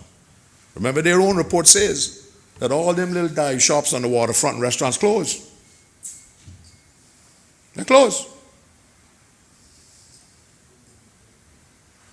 Because they ain't left nothing left out of the dive.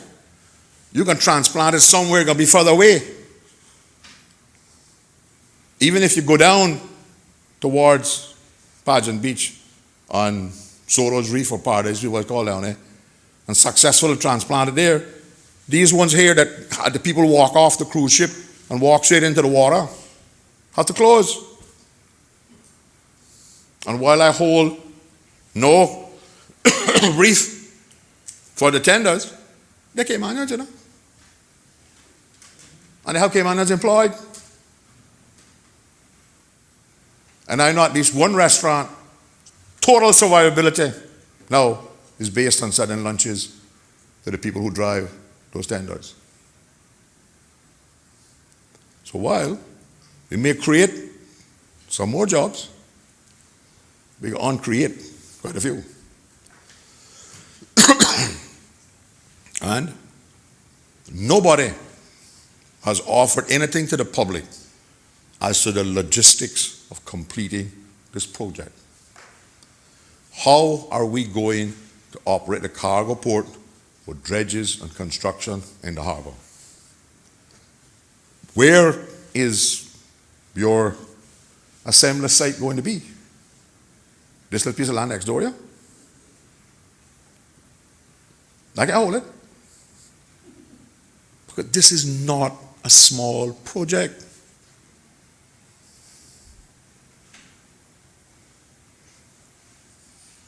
You see, we're increasing the cargo space. That's not a white lie.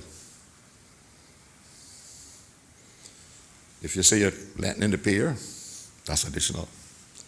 But remember now that when the cruise ships leave in the evening, there is no fixed stuff. We can use our whole section where the buses are for cargo if we need it at night. What they're designing here, there's a wall and buildings. You can't move them if you need it for cargo. So even if, by some good miracle, the economy continues to grow, and we do need to bring bigger ships with more containers, right? And the cruise industry falls off. When you do knock all them buildings down now so you can put one container, be part of the building before. Because the plans I see have development on it.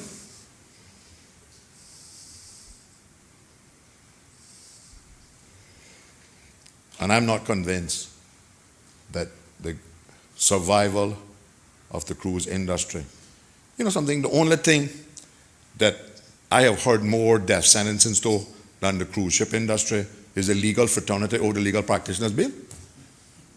Every time somebody mentions that, the financial industry is ruined if you pass that law.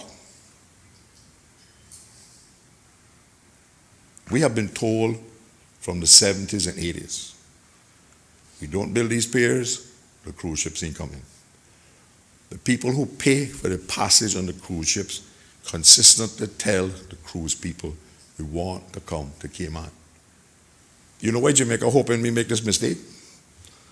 Because the passengers that would normally go to them on the mega ship, not go in. They come in Cayman on a smaller ship.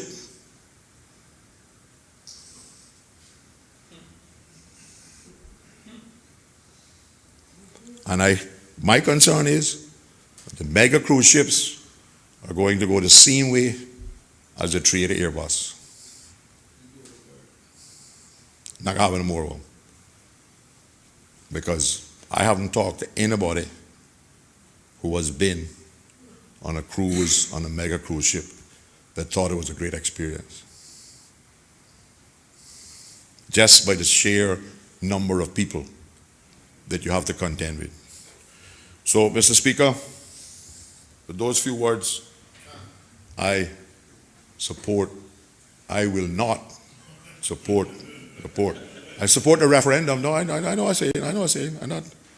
I support the people's referendum.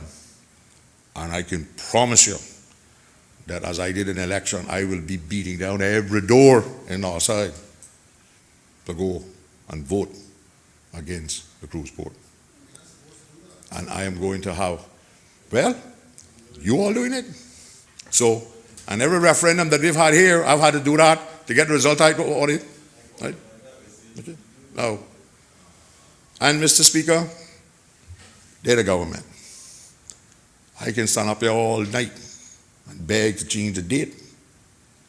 I know about the date. I bring my people out to vote. And I believe that CPR can organize and get their people out to vote too. And I can tell you, Mr. Speaker, many of the people, because I got a lot of civil servants, and we say it don't happen and all this kind of stuff, right? Who wouldn't sign that petition because they had to be verified, but they assured me they will be voting against the port. And I think it's a wonderful exercise in democracy.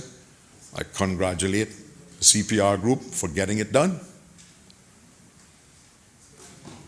I congratulate the government for bringing the referendum bill. I think it is time for us to bring a proper referendum law, though. And all of this stuff here about registration and all that, two governments ago, accepted a motion from me and the now leader opposition to reform the election law and get rid of all of that.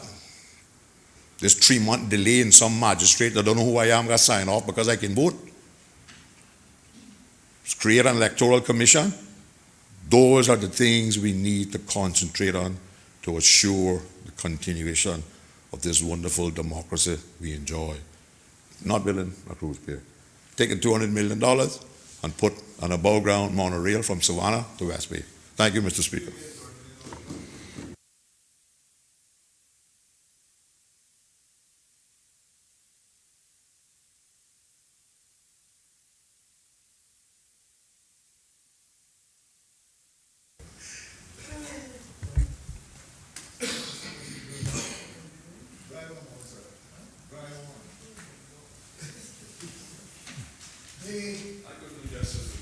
Member from Savannah. Thank you, Mr. Speaker. I promise I won't be very long at all. As I listened to my colleague from North Side, he certainly came up with some sobering thoughts. At times it was almost scary. And I would certainly encourage the government to look at some of these ideas that he has put forward, some of the information that he shared with us, but the very experts that we chose to help us with this project, that it's being done the proper way. First of all, I would like to admit that I am one of the 3 musketeers that abandoned the PPM some time ago. But the old people always say there's only 2 people that don't change their mind: a fool and a dead man. I'm a bit foolish at times, but I certainly am still alive.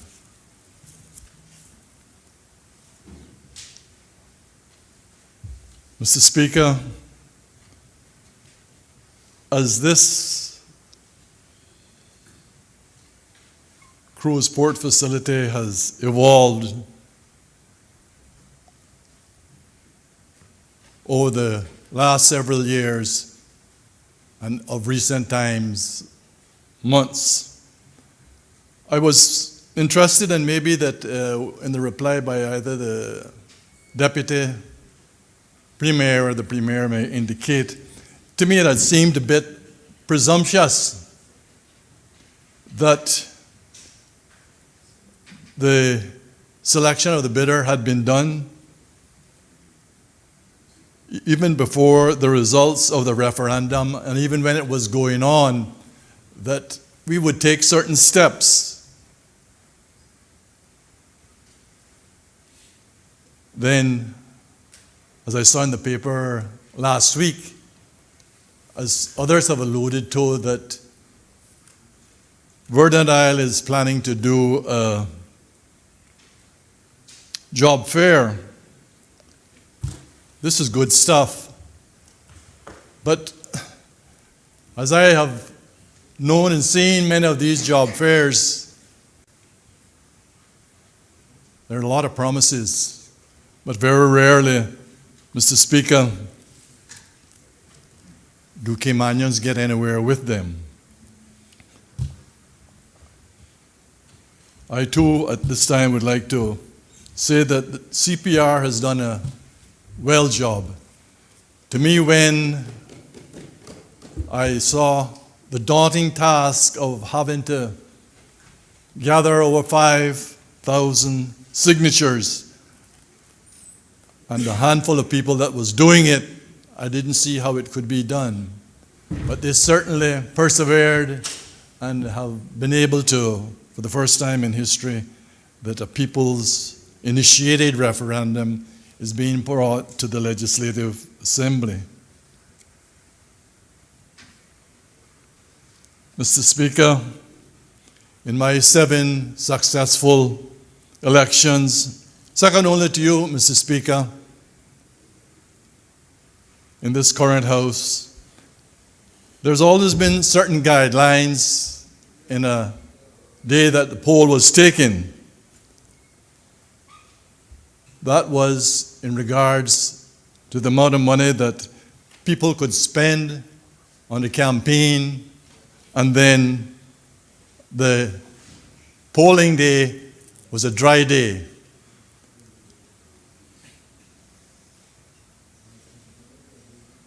I don't know why we have to change the tradition. They talk about that the tourists will come here and the tourists that, and they will be denied this and that. For a few hours, for something as important as this, I think we should stick to what we've done all of the elections that I have remembered. Quite enough booze going around at this time, Mr. Speaker.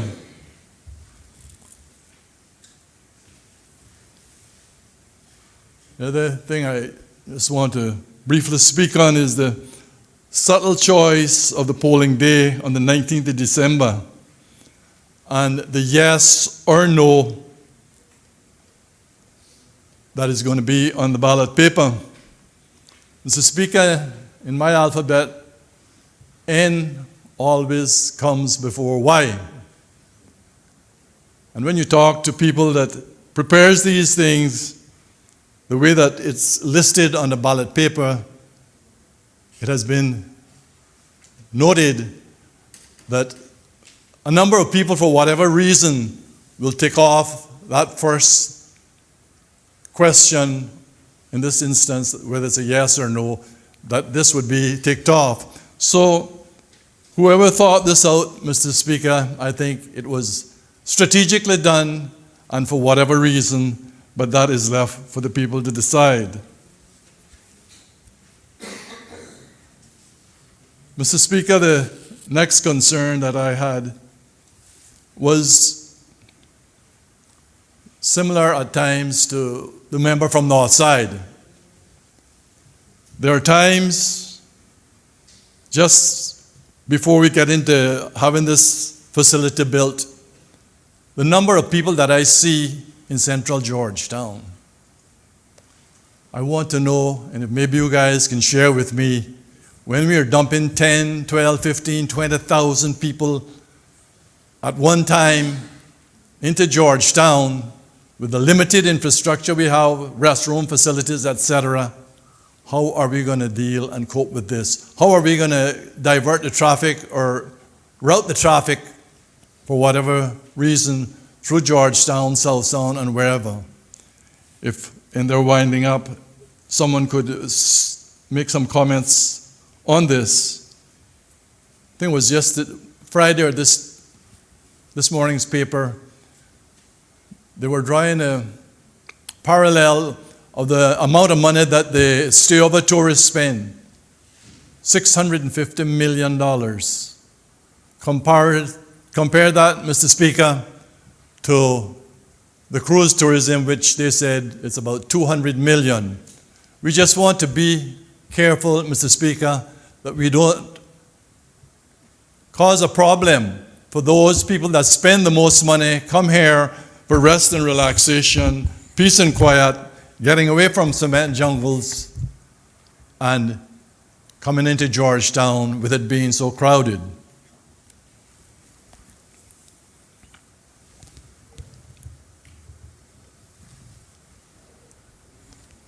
Mr. Speaker, another question I had, I know the Premier mentioned this morning that part of the payment to the tenders would be going to Verdant Isle.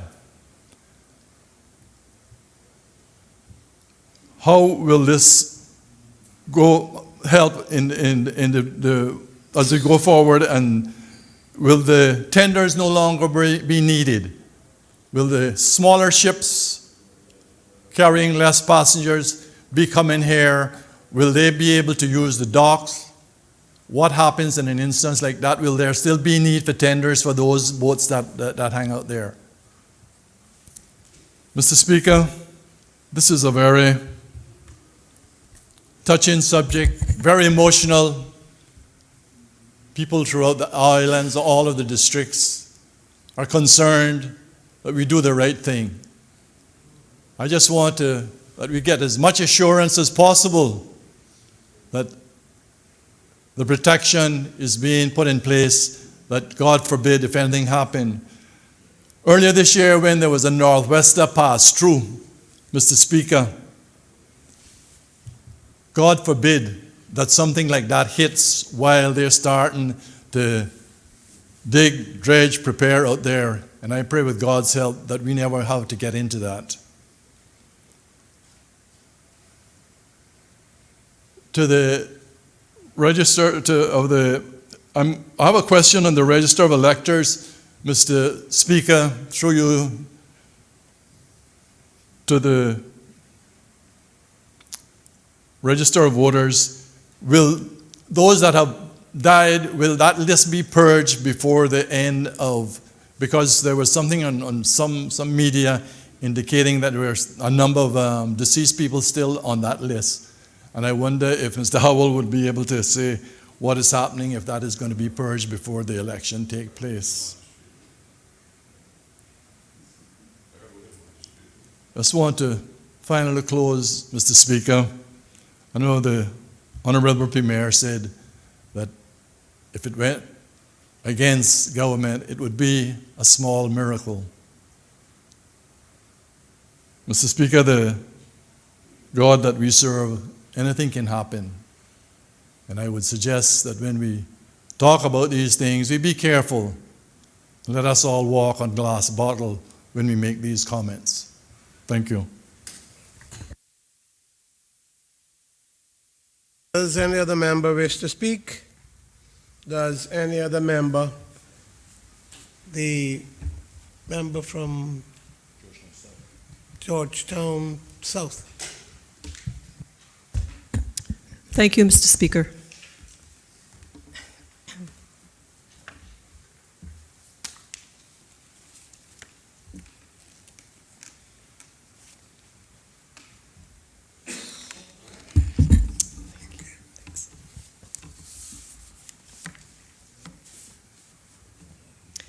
Mr. Speaker, I rise to give my contribution on the referendum, people-initiated referendum regarding the Port Bill 2019.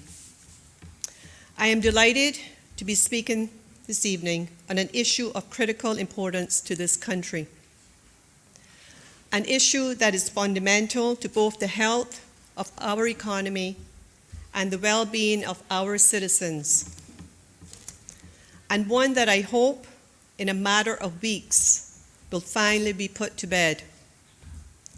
I am, of course, talking about the cruise berthing and enhanced cargo facility. Mr. Speaker, I would first like to congratulate this government for its tireless work in getting to this point.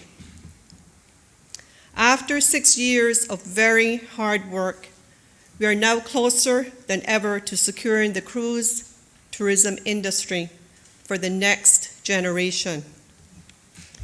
In so doing, we will secure the livelihoods of the many of thousands of our people who depend on cruise tourism for their very survival.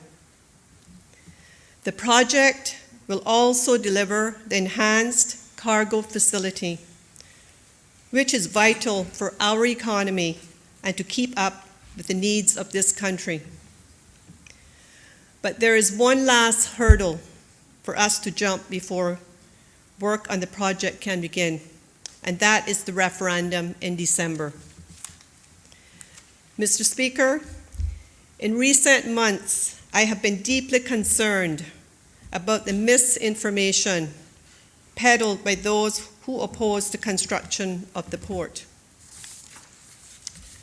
The cynical manner in which they have tried to undermine this project is unbecoming of us as a mature society. However, I have faith in my constituents and trust that they will listen to both sides and come to their own conclusions. So in this spirit, Mr. Speaker, I would like to say a few words about the project and why I feel it is such an enormous strategic importance to these islands. Many people seem to forget, Mr. Speaker, that we are a group of very small islands in the middle of the ocean. Our ports, airport and seaport, are vital to this country. We don't have an industrial or manufacturing base or a large agricultural sector, and our economy isn't made up of a plethora of industries. We have two main industries, financial services and tourism, and we are highly dependent on these for our livelihoods. Mr. Speaker, I have been consistent in making my views very clear that we need to foster greater diversity in our economy. We must create the conditions for new industries to establish and grow, providing Caymanians with more varied job opportunities while building greater resilience into our economy. But none of these changes the reality that we remain highly reliant on tourism and that we have a duty to do everything in our power to ensure that it not only strives but thrives. Not only survives but thrives. Because without tourism, Mr. Speaker, our people and our families will suffer. Mr. Speaker, it is worth reminding those listening and watching that cruise tourism supports over 4,500 jobs directly. It puts food on the table and keeps a roof over the heads of thousands of families, the majority of whom are our fellow Caymanians. But the evidence is clear. Our cruise tourism industry will suffer if we don't build the cruise berthing facility. And these jobs and livelihoods will be under threat as cruise passengers' spending falls. It often strikes me when listening to opponents of the port just how relaxed they are about potential job losses in the thousands. So, Mr. Speaker, I would like to put the question directly to those who oppose this project. If we fail to build the piers and our cruise tourism sector goes into decline, how will we cope with the unemployment? Where will these people work? How will we replace $100 million of direct expenditure into our economy? The truth is that opponents do not have the answers to these difficult questions. They know it isn't possible for everyone to work in the financial services, and they know that we cannot simply replace cruise tourists with stayover tourists. We would need more hotels, more restaurants, and we would lose more of our precious beach. But Mr. Speaker, job losses in the cruise sector would not be the end of it. Far from it, Mr. Speaker. What is often missed is just how far the ripples would be felt across society if cruise tourism fell into terminal decline. Think of all the businesses that are indirectly connected to cruise tourism. The suppliers, shops, and food producers, which provide local restaurants with produce.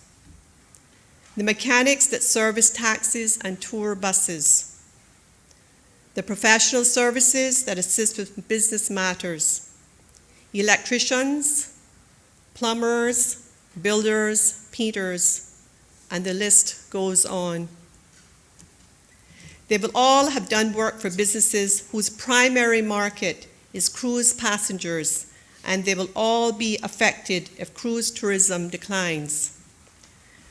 This isn't new, Mr. Speaker.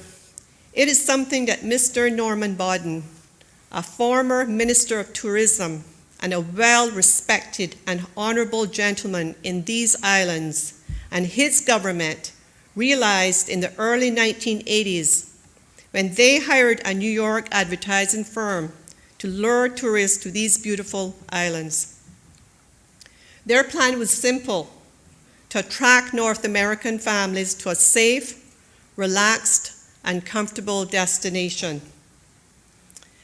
Mr. Bodden was featured in a news article recently and said, and I quote, "We realized that cruise visitors were a great tool to supplement our ongoing tourism development, as well as the fledgling financial service industry.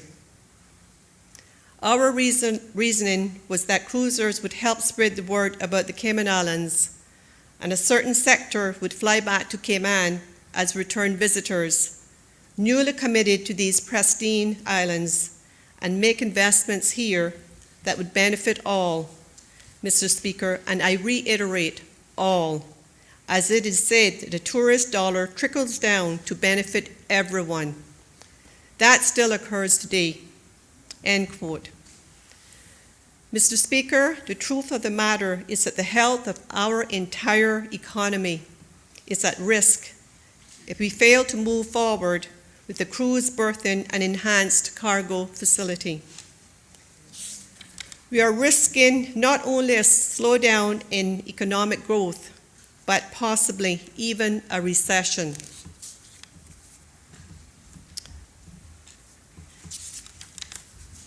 So while many opponents do not rely on cruise tourism for their direct income, there is no doubt in my mind that they, like everyone else who calls the Cayman Islands home, will feel the effects of an economic downturn when it hurts most. Mr. Speaker, I have been speaking to my constituents about this project, and I have heard their concerns about overcrowding. The opponents of this project have been instilling fear in people that building the cruise piers and maintaining our cruise tourism industry will lead to gross overcrowding of our beaches and Stingray City. Nothing could be further from the truth.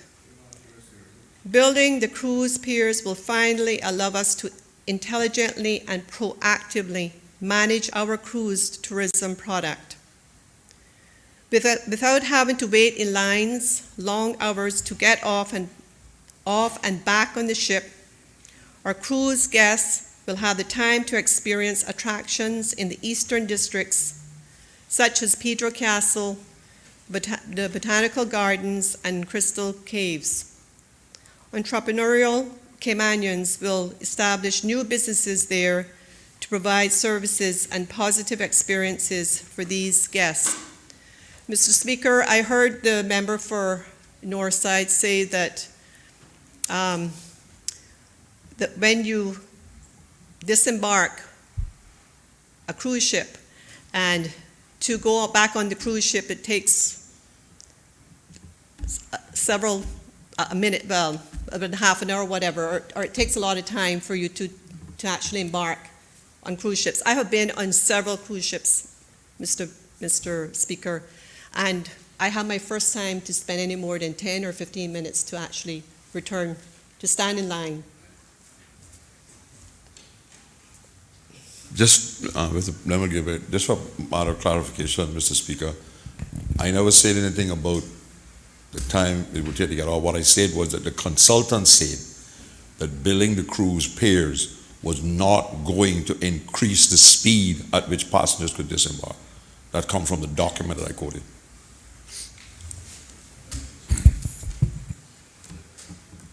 Okay, member for George, for Northside. Sorry if I misunderstood you.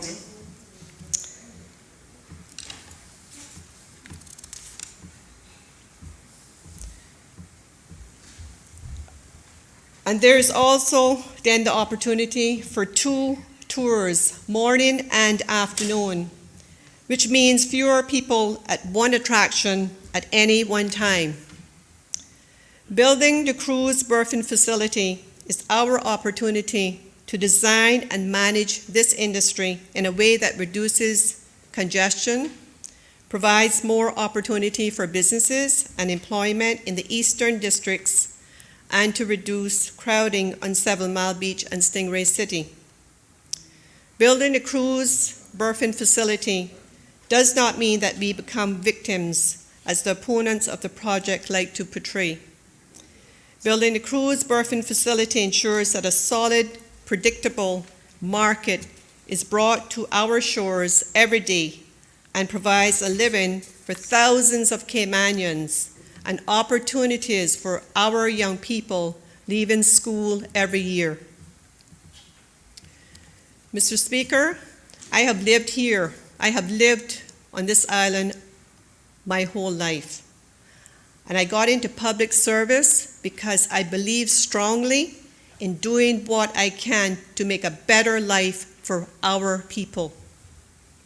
I would not stand for anything that I thought would be detrimental to our environment or our way of life. That, Mr. Speaker, is why I firmly stand behind this project. I stand behind it for our people and their livelihoods, because thousands of families depend on this industry, and it is them I think of when I see the plans for this project. Mr. Speaker, I have one final question. What is government for? In my view, good governments protect the economy. They create opportunities for the next generation. They provide for the most vulnerable. They build infrastructure for the future, and they protect public finances. This is what responsible governments do. They most certainly don't let successful industries wither away, and they don't sit on their hands while jobs are lost and the economy slides. And, Mr. Speaker, I hope that each and every member of this honourable House here this evening will think hard about this in the coming weeks as we head to the polls and make a decision that will have a profound impact on our people for many years to come. Mr. Speaker, I will close with one other quote from Mr. Bodden's article. He said, and again I quote, "In our growth and development, we have just invested in a modern and attractive airport terminal, and the waterfront should not be left behind. Having a berthing facility and an upgraded cargo port done together seems the practical way to go." End quote. He is right, Mr. Speaker. A berthing facility and upgraded cargo port is the practical way for the Cayman Islands to go to secure the livelihoods of the many thousands of our people who depend on cruise tourism for their very survival now and into the future. Mr. Speaker, I would like to say that I take my responsibilities as an elected representative to the people of Georgetown South and this country as a whole very seriously, and respect the views of those that oppose the port improvements. But, like the Honourable Premier stated in his contribution, the government that I feel honoured to be a part of campaigned on the basis of a set of manifesto commitments, and securing the new cruise berthing and enhanced cargo facility was one of the promises we made. Thank you, Mr. Speaker. Honourable Premier.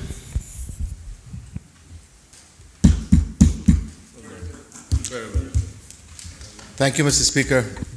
Mr. Speaker, finishing a bit earlier than we had planned, but I think we have done a decent day's work. And I move the adjournment of this honorable house until 10 a.m. tomorrow morning.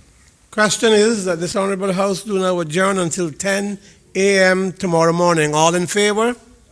Those against? The ayes have it. This house stands adjourned until 10 a.m.